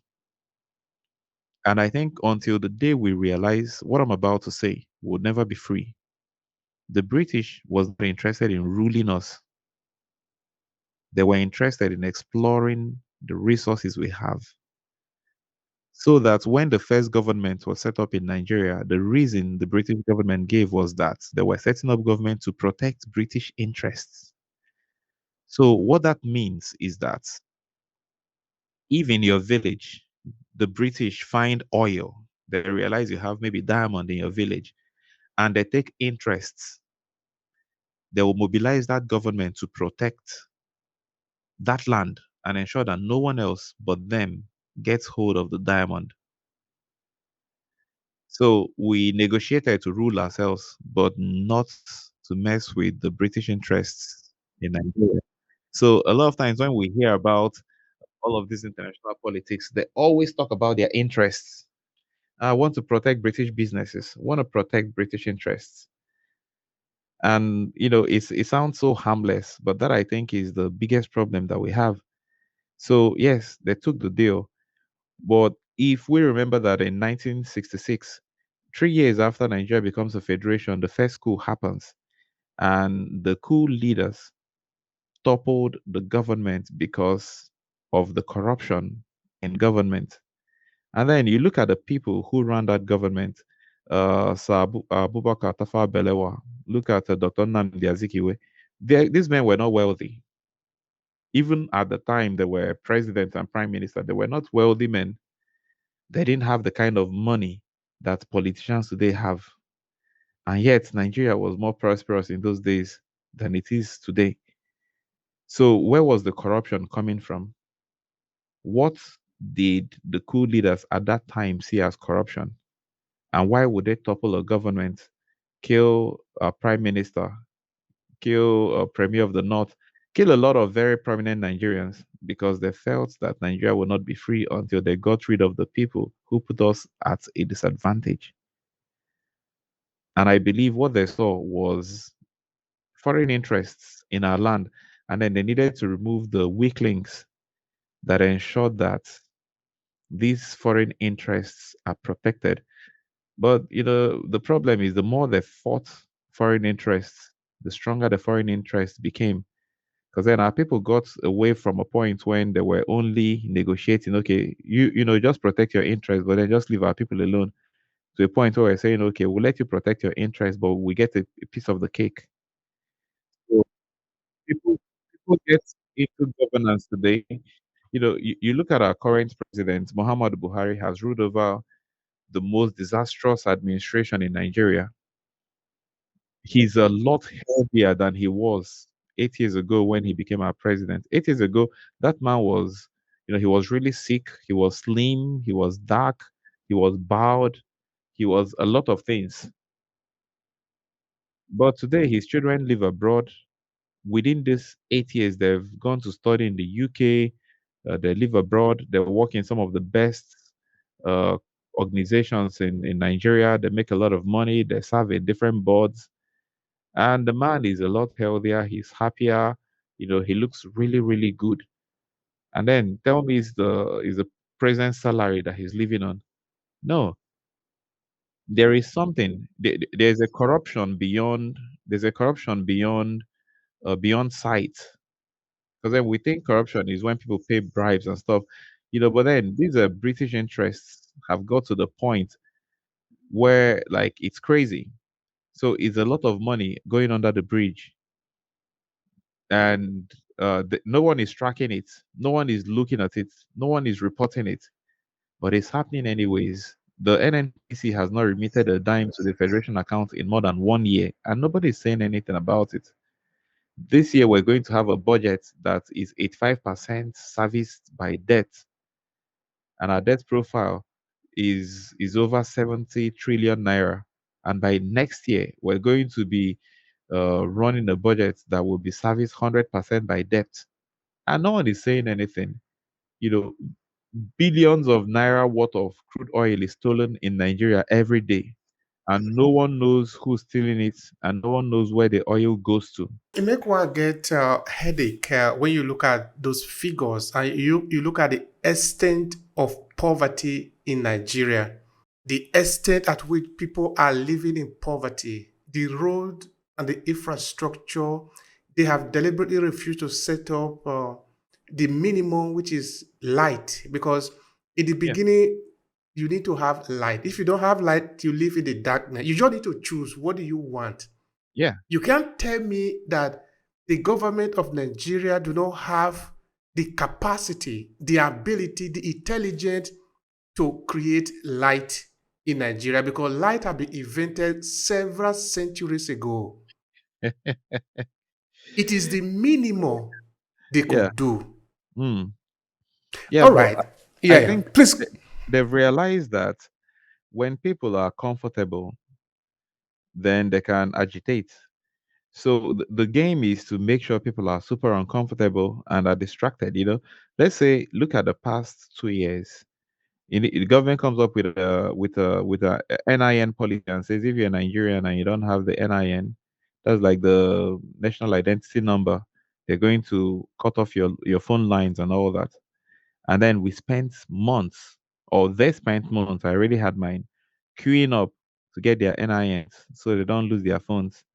And then, what's crazy? Then they kept making deadlines and shifting deadlines. Nothing came out of that. They didn't block anybody's phone lines and nothing happened. And yes, of course, then there was the BVN.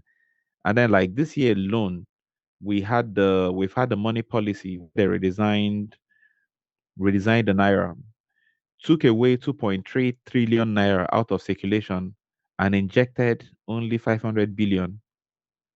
So there's a cash crunch, and every day people go to queue up in banks and they spend hours just waiting. They spend hours just waiting in the banks, hoping that for some strange reason you're able to get in, and then you can only withdraw a small amount of money. The ATMs don't work. If you have to use the POSs to withdraw money, you have to pay for it. People pay 4,000 naira to withdraw 10,000. So you look at it now, the BVN thing has happened. I mean, the cash crunch thing is happening now. The elections are happening. So they keep, it's always one thing happening, and then when you think that thing is over, they bring something else that is distracting people, keeping people uncomfortable, impoverishing people. Because, like, how do you work? How do you work? You earn 10,000 naira at the end of the day, but you can only take home 6,000 because you have to pay somebody 4,000 to give you. Like, that doesn't even make any sense. And yet, we have a government in this country, and they don't care. You know, they don't care about anything whatsoever. Look at what's happened with INEC. Look at what's happening with the elections coming up on Saturday. You have thugs attacking opposition parties. You have thugs making videos to tell people that if you're not going to vote for our party, don't come out. You come out, we'll kill you. And we have a police force that is not interested. So I How think can we survive in a country like that? because, like I said at the beginning, we don't have a country. What we have is we live in a business venture. It's like living in a video game. We live in a video game. That's kind of what Nigeria is like. Kind of Only a the virtual reality. Yes, only it's controlled by some other persons whom we don't know. We're just characters in the game.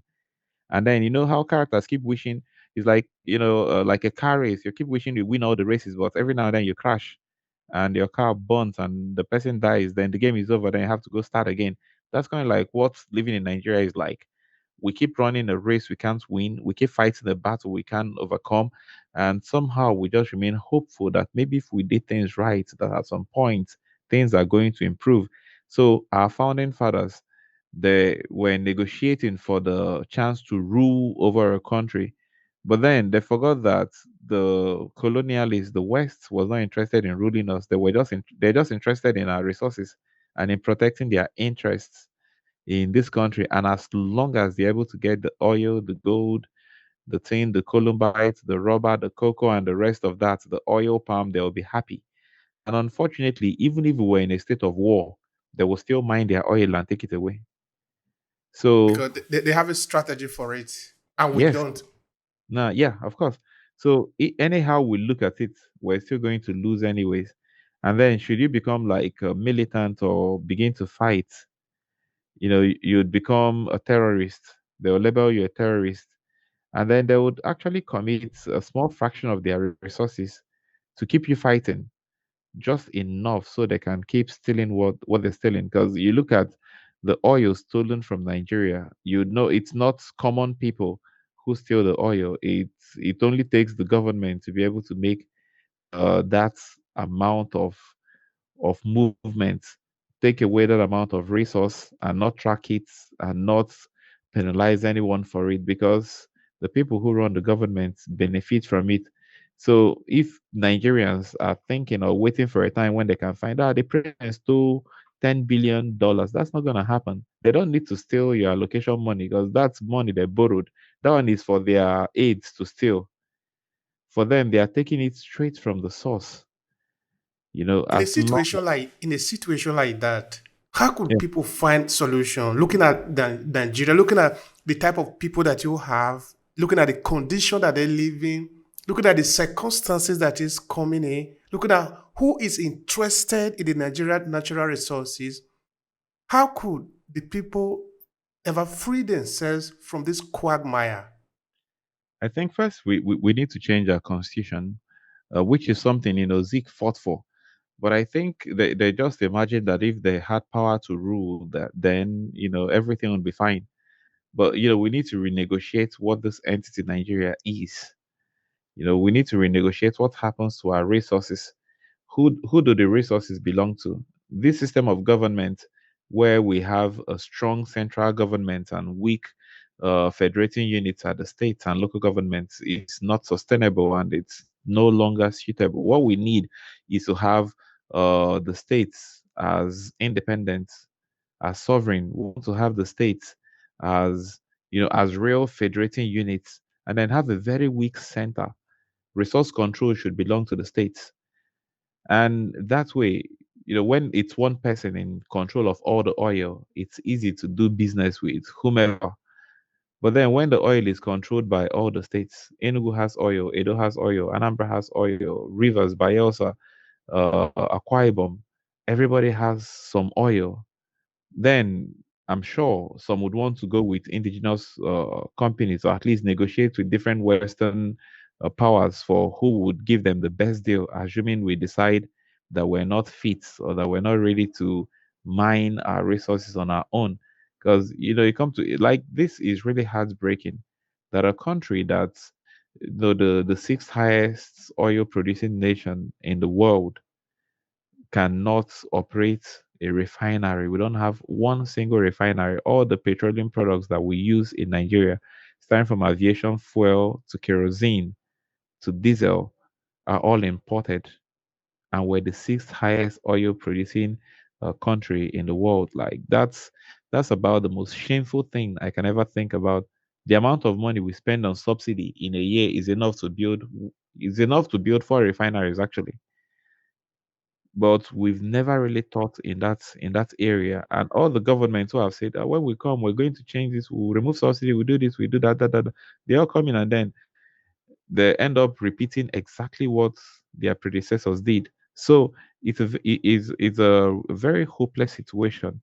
But I hope, renegotiating what Nigeria is and how we want to continue going forward is a really good place to start. If we need to split up this country into different federating units that will have some level of autonomy and independence, good. If we're going to divide Nigeria into smaller countries, that's even fantastic. But if we're going to stick together, the way the system of government we run has to go. The least we can have is maybe a parliamentary system or something else. But this presidential system of government we have, first, I don't think we're ready for it. Two, I don't think it's working for us. And number three, I think it's too attractive for criminals, and they will do anything in their power to get in. One simple fact that I've known for a while that drives me crazy every time I think about it is that before Nigeria became a property of the British government, it used to belong to a company called the Royal African Company, I think. Or is that the African Yeah, Royal yeah. the African Uh, Royal the, Company? the Royal Africa Company, I think. And then eventually became the Niger Royal Company. Mm, And mm. that company that acquired Nigeria forcefully and sold it to the British government still operates in Nigeria till today. And it's called Unilever. A lot of household things we use, from detergents to food products, sardines, and all sorts of stuff they make. They have hundreds of different products that they make, and they bring it to Nigeria and they sell to us. Because from their history, back in the days when they bought Nigeria, they were a trading company. That's what they've always been. So they bring their goods, they come, they sell, and then they buy what we have, and then they take back. And we still have that company existing and operating in Nigeria. And the we don't know the history of the like when I stumbled across this piece of history, I was shocked to my bones. Like how could we have allowed this to happen? This is the first company we're supposed to banish from ever trading in Nigeria ever again. But then they are part of the foreign interest in Nigeria that cannot be touched. So I think You, we're you, still you, always been. you see, Marco, this is what I was saying before, that the contracts where the colonialists actually ended and where we took over, that the transition is something that is very important for us to understand. Because if we don't understand how we ended there, how we became so-called free, I don't think we are free. I was talking to the guy I interviewed today about Marcus Garvey. I was saying, well, in Africa, when Marcus Garvey was born, and of course he became prominent and he was doing what he was doing, even at that time, Africa was still not free. Yeah. Even till date as I speak, 2023, Africa is still not free. So Mm, when they say, for example, in Nigeria, we are talking of the Biafra, we are talking of the Igbo, the Hausa, the North and South dichotomy. these are not the issue. When they Yes. talk of the Boko Haram, it is not the issue. The issue is something completely different. It is based on the very foundation of the country. What kind of country did we have? That is why I think whatever the founding father have decided or had negotiated for is important that we understand. Because power speaks to power. As far as the Europeans are concerned, they don't even have anybody to speak to in Nigeria. We are all children. Yes, loud and clear. So this is the thing that is really annoying at the end of the day, because we need to look for a way to, like you were saying, renegotiate the contract, because it is very important. All right, now looking at the person of Dr. Nnamdi Azikiwe, how do ordinary Nigeria look at him today? They don't. Unfortunately, they don't. You have to be really old school or really be interested in ancient Nigerian history, because that's what it is. The typical young person in the street, you went out there and asked, who was Dr. Nnamdi Azikiwe? There are chances you run into Nigerians who'll be like, that name sounds familiar, but I'm not quite sure. I can't place it. And then there are some say, I think he was our first president, but then that's as good as it gets. They don't know so much about him because there are not a lot of opportunities to learn about those kinds of things. And knowing the kind of disastrous leaders that we've had since the military rule started, they would rather not have anything about them known beyond maybe what they look like and the periods that they ruled, or whatever they have written down as their legacy, because it's not gonna look good. You look at look at Nigeria in the last 30 years. Look at our history; it's too bloody. A lot of bloodshed, a lot of killings, a lot of evil things are part of our history as we have it, and that's not something our leaders would be proud of, considering that there are people who were alive at the independence that are still alive today. So Nigeria is still a very young country, and one would think that the nation will take advantage of that to document our history, to educate the next generation. But no, because I think they understand this better than than the larger population, that if you don't know where the rain starts to beat you, you won't know when it stops. And so there's a calculated effort to make sure that we never find out where the rain started to beat us, so that we can wallow in our mistakes and errors from now till the end of time. The few of us who believe that our leaders are those who have before us, they are the giant upon who show that we are standing. Their history need to be told. We should continue to do it. We never know when it's going to enter into the right ear, because we are not going to be able to change the world, but let's change maybe our vicinity. That might be all we have to do. All right. Now, what do you consider as a real challenge that Dr. Nnamdi Azikiwe will face as a leader? Well, I think unfortunately, some of the main challenges Dr. Nnamdi Azikiwe faced are still similar to the challenges that we face today. First, we can look at tribalism, right? A lack of social cohesion. And let's look at what happened between Zik and Awolowo. And then these were parties that have worked together in the past, but then at some point, personal interest comes up. And then somebody says, it's either Zik or me. Oh. My brothers, we can't take this. These Igbo people want to come and take over our place. And then the alliance broke up. And then let's look at Zik going to the north and saying to the Sadawana Sokoto, Samadu Bello, okay, your people and my people are very similar. Can we work together? And Samadu Bello says, okay, I don't see why not. Yes, we can. And then he says, okay, can we forget our differences and move on as a people? One Nigeria. This expression of one Nigeria is often attributed to Nnamdi Azikiwe, because then he's one of the earlier preachers of the concept of one Nigeria. And then it became even louder during the Biafran War, when at some point he said, brothers, let's go back to one Nigeria. Let's stop fighting. So he says to Samad Bello, can we have a one Nigeria? And Samad Bello says, one Nigeria is okay, but I think we should keep our differences. And that, I think, is where the problem is. Because then in those differences that we've preserved, we have our tribes, we have our cultures, we have our religion, we have our languages, we have, because, a country coming together, building together, we would not want to have major languages. We would want to have one language as a people. And then we shun whatever we've been speaking. Or at least we can keep those on the side, but then, not use them for anything important. We could have said, okay, let's say religion is not important. Practice whatever you will, but then let's be Nigerians first before we're Christians and Muslims and or whatever other thing we decide to be.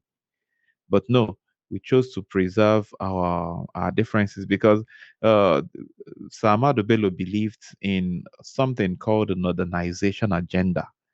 And then if you checked on YouTube, you'll still find that video where he talks about the modernization agenda. That he's traveled the world, studied, and then he returns to Nigeria. And then there are people, the northern Nigerians were some of the first to become partners with the British. And it's crazy when you think about it now that they actually consider themselves partners.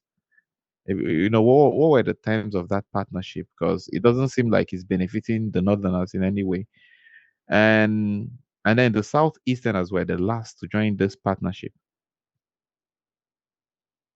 But then, by the time he was done with his studies, the Easterners were everywhere, and then they were dominating. And he says, if you bring in an Igbo man and give him a job as a bricklayer or as a laborer on a site, 2 years later, come back and he's a foreman. Give him some time, and he's the head of. In fact, he's the owner of the site. And he believed that that is the nature of the Igbo man. He just wants to take over everything. But then I've not met any Nigerian who does not want to take over anything that he can.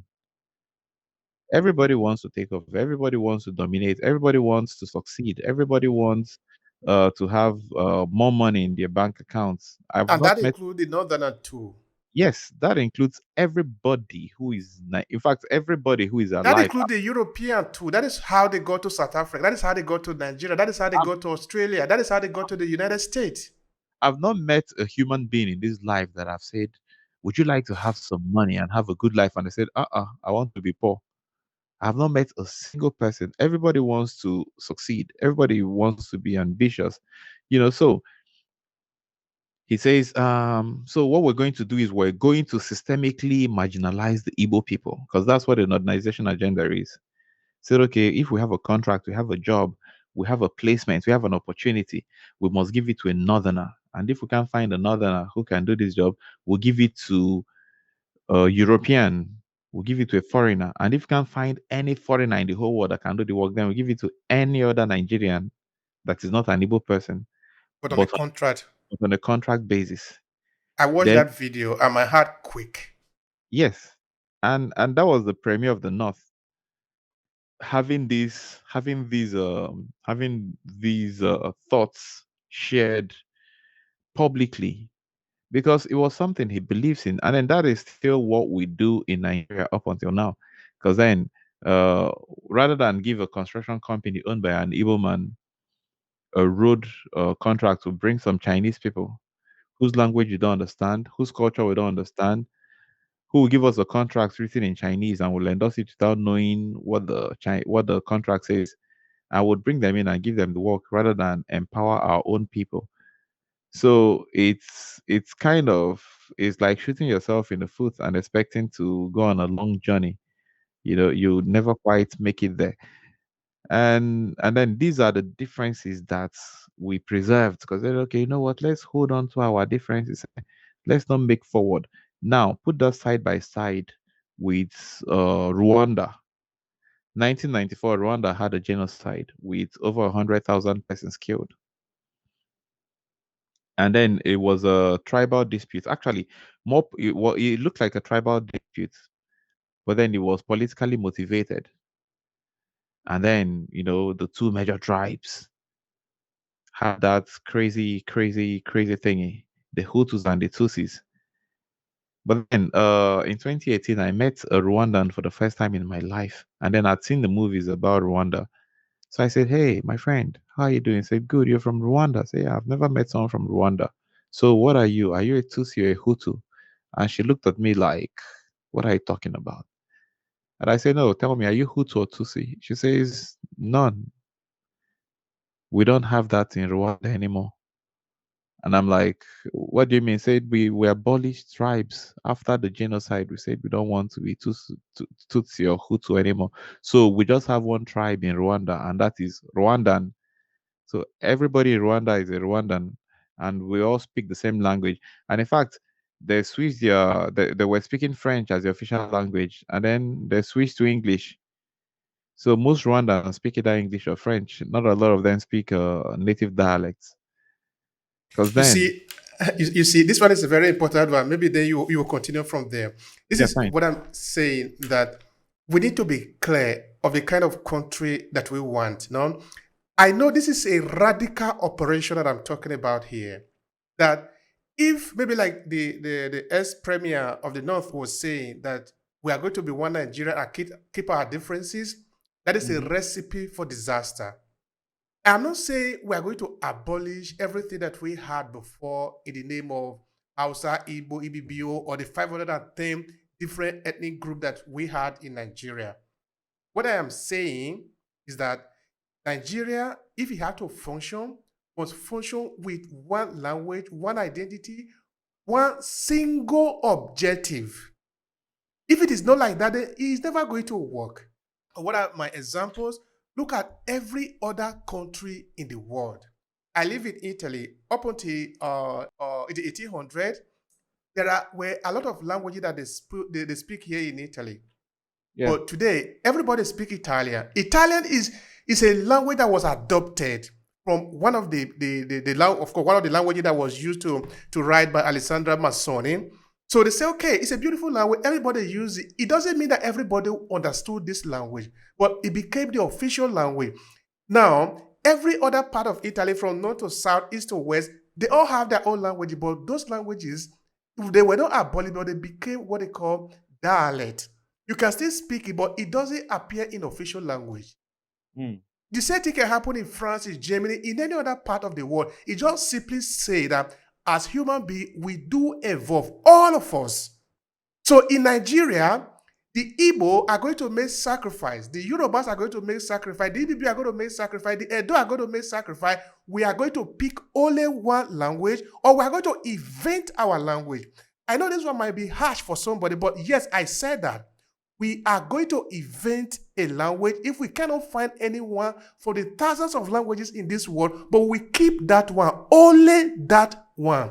It will be spoken in the military, in the religion, in education, everywhere. Every Nigerian must speak only that language in the official document. In a period of 10, 15, 20 years, it will be difficult for you to create an ethnic line for distraction. yeah, Please continue.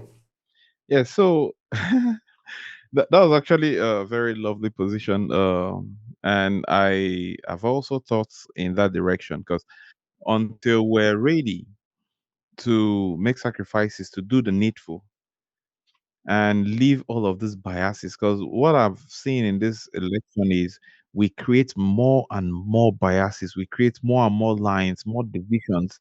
Before it used to be very simple. You're a Christian or you're a pagan. Now it's worse. They say, and this one is a mami water, this one is juju, this one is okite.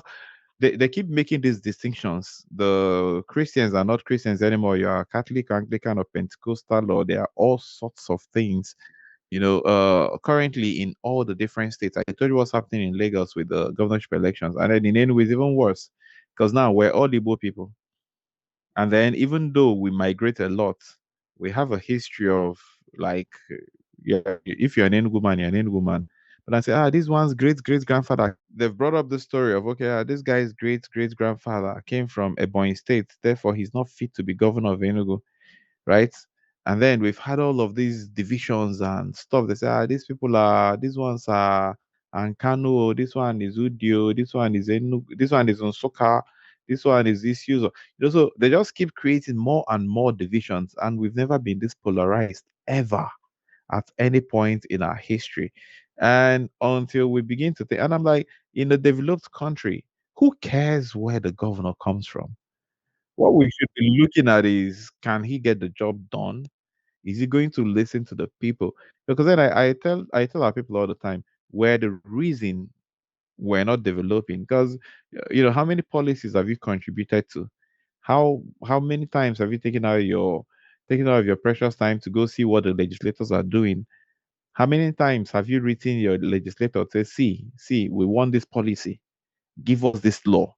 We want to be able to do this. We can't accept this from the government. How many times have you gone to court to sue the government? Say, man, you guys are doing this stuff we think is wrong, and then you embarrass the government because this is what they do in developed climes, and they keep their government in check. But in our case, people are not willing to make that sacrifice because that identity as a Nigerian is truly lacking. Without a sense of history, without a sense of civic education, people will continue to exist on. In fact, we're just there on an existential level. We're like, okay, you know what? We're here, and I say, let's just pray. God will provide.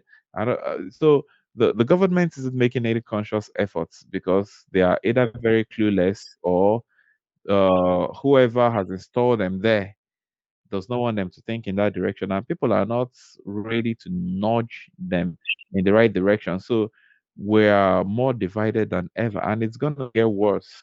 After these elections have happened, it's going to get worse because then young people can't work together for anything. We don't have like any group of Nigerians who are working for change that have not already been split along several political lines. And I think that is really terrible because we're like a people in a pit and we're still digging, hoping that at some point we'll dig ourselves out. Which I think it's a total waste of time. And so like personally, something I'm going to be doing, because I mean like Nnamdi Azikiwe did this a lot. He did a lot to sensitize the people through his writings. He kept trying to teach our people, man, you have to come out and vote, you have to participate, you have to speak up. He gave them a voice through his platforms. And that way, the government were on their toes. They knew that, man, this guy is going to write something crazy next. And then they knew the world was watching because there were people holding them accountable. And so, one of the advocacies I'm doing right now is I tell people, irrespective of who wins the election, we must all commit to holding them accountable. And you know what our people say to me? They said, you can't hold these people accountable. Though. I said, no, you can hold anybody accountable. Anyone can be held accountable. It may not look nice, it may not be easy, but it can be done. And one thing I know is if you scream loud enough, somebody is going to hear. And thank God for social media. You can make tweets or send out posts, and you never can tell, how far it's going to go and who's going to get their eyeballs on it. So uh, I really think that this national cohesion that we lack was a great challenge to the Zik of Africa, and is still a challenge till today. You know, because this mindset that we have as a people where we're still too religious and we're praying and hoping that God, every now and then people are coming up with new prayers. Hey, let's pray for Nigeria. Let's pray for. And I'm like, no, if you want to pray, pray. But no, I'm not praying. Let's work for a new Nigeria. That I think is what we need. God is not going to say, God, have mercy on us. And I always tell them, God is not going to have mercy on you. That's not what He does. He gave you a brain for a reason. Use it. Don't sit around and hope there is a God that is going to come and then kill all the Hausa people or kill the Fulani people or kill the Yoruba people so that you can live freely.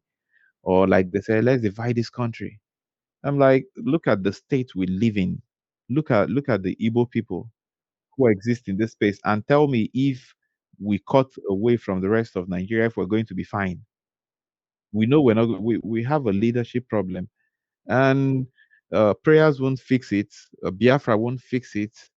Oduduwa Republic will not fix it. The only thing that's going to fix it is when the people rise up, become active citizens, and begin to engage with the government. And I think that is one thing I've learned from Zik, and that is one thing I think I'm going to want to do, going forward.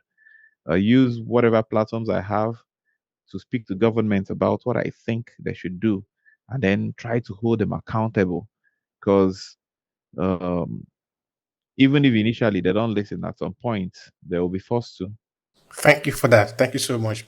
All right. What would you say is the major achievement of Dr. Nnamdi Azikiwe? His major achievement and his true legacy. What should people remember him for? Well, I think first of all, he was a great nationalist. He was one of those people who told Nigerians that it was possible to become independent. Our next door neighbor Ghana became independent before Nigeria, but then Ghana at the time and up until now is still a very small country. Ghana is not as big as, I don't think Ghana does not have the population of Lagos. And then Ghana does not have the land. In fact, we have states in Nigeria that are bigger than the whole of Ghana. So Ghana is not a very large, it's not a very large country, but then they got their independence anyways. And then the first president of Ghana, Kwame Nkrumah, was a mentee to Zik, and that's a fact. So when you look at the Pan-Africanist ideologies that Kwame Nkrumah had, because then at the independence of Ghana, he made that popular speech when he said that yeah, Ghana might have got their independence, but until all of Africa is free, until not a territory in Africa is under colonial rule, Africa will never be truly free. So he showed people what was possible if we had a united Africa. It didn't matter Mhm. if you Igbo, Hausa, Yoruba. There is not another politician in this country who's been able to replicate what Zik did, which was unite Yorubas, Hausas, and Igbos in the pursuit of one thing, to gain our independence. And I think until we start having leaders who are able to do this, we'll never really have a country. And then, Zik fought for the unity of Nigeria. He was one of the great advocates for the One Nigeria agenda. And even when 3 million Igbo people were dead, his own brothers and sisters, he still stood with the idea of a One Nigeria. And that I think, are even higher accomplishments than him as the first indigenous governor general of Nigeria, or as the first president of Nigeria, or maybe even um, as one of the as one of our heroes who won us the independence. Because I think that national identity, that belief in a united country, that national outlook that he and the rest of his peers had, I think, were way, were way more powerful accomplishments than the rest of these. And then, there were a bunch of other things that could be considered accomplishments, but one that I really like because it's a cultural thingy was that Zeke's father was not royalty, but then Zeke would eventually become royalty at some point because then his people would bring him home, and then they would offer him one of the seats as one of the generals under the Obi of Onitsha. And, it's a culture that he loved and embraced. And unlike many of the leaders we have today, Zeke lived out his life in Enugu. Zeke lived in Onsoka with his family, Mhm. and he died here in Enugu. He died at the University of Nigeria Teaching Hospital. And yes, he founded the University of Nigeria in 1960, and he founded that school and put it in Onsoka of all places. He could have put it in Onitsha, where he's from, which is like what our leaders do now. You create a school, you take it to your village and site it there. Yeah, but Zeke was not that kind of person. So Because they believe in one Nigeria. yes, under the administration, they did things wherever they felt it was best situated. So they had that school in Onsoka. He lived in Onsoka, and he died in UNTH. He did not go home to live in Onitsha. And as a matter of fact, he did not run off to the US or somewhere else to go and get treated. when he was old and when he was sick, because I think he probably believed it was going to be all about Nigeria, all about living out his life here, all about dying here, and literally he gave everything, all of his life he gave to building a better Nigeria, and that I think is a very awesome thing he's done. That's interesting. Thank you so much. I appreciate that. Is there any other thing you would like to add to the conversation of this great individual, Dr. Nnamdi Azikiwe? Well, I think Nnamdi Azikiwe was ahead of his time. He accomplished a lot, but then I think at a time as now, I believe we need another Zik. We need a new one who's going to make sacrifices for this country. We don't have politicians who are ready to make sacrifices for Nigeria, who are ready to put us side by side with other countries, our peers in the global scene. We don't have that. We have politicians who are selfish. We have politicians who want to enrich themselves, who are wicked.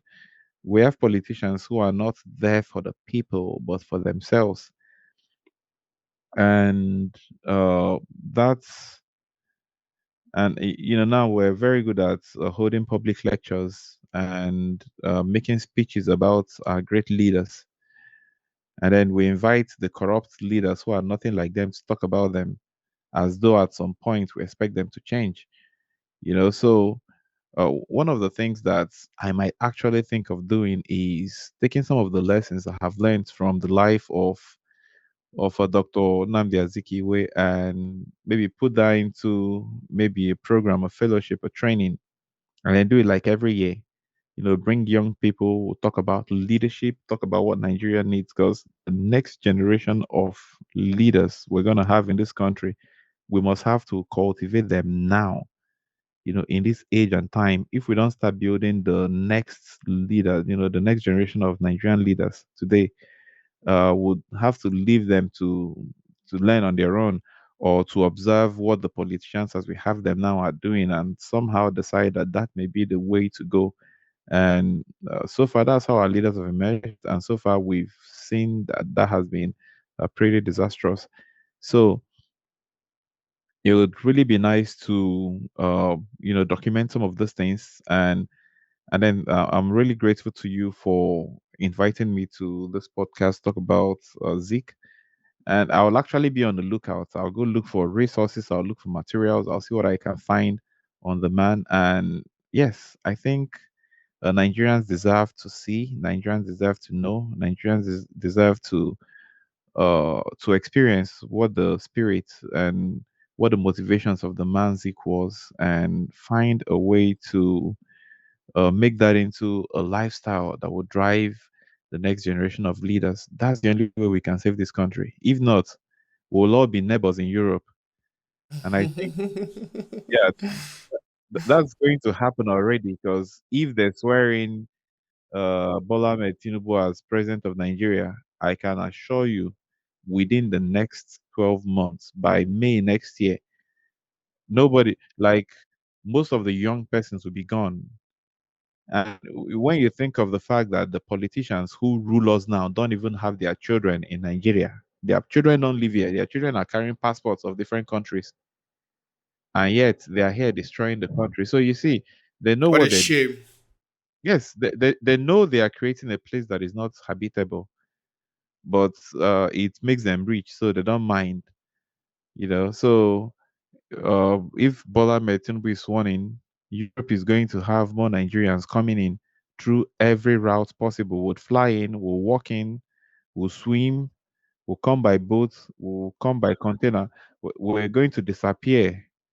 Would find we're going to disappear and appear in Europe and start lives from the scratch over there, because at some point it becomes obvious that there is no point to continuing to live if you're going to live in chains for the rest of your life. That was what Zeke fought, and that's what I hope the young people alive today in Nigeria can stand up to fight and to achieve a Nigeria we all can be proud of going into the future. Thank you so much, my brother. I appreciate the time. I appreciate also the sharing, and this is actually pouring out your heart on this important personality in our history. I really appreciate it. I do.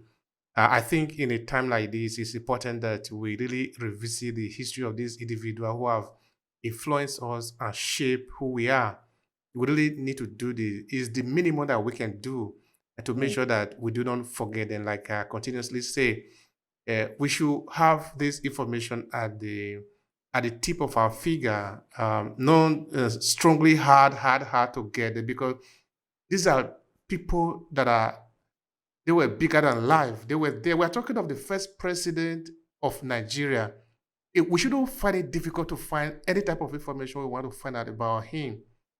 So anyway, we are not looking for the Nigerian government to do the job now. It is our job. Let's find anything we can about them and put it out there so that our children will not say the same thing without the information. So thank you so much. I appreciate the time. I appreciate also the sharing. I appreciate it, brother. You're welcome. I'm happy you invited me, and please invite me anytime. If you enjoy this podcast, make sure you subscribe so you never miss any of our future episodes. Rate and review Obehi Podcast and share with your friends who might need it. I remain Obehi Ewafo. Thank you so much for listening, and talk to you in the next episode.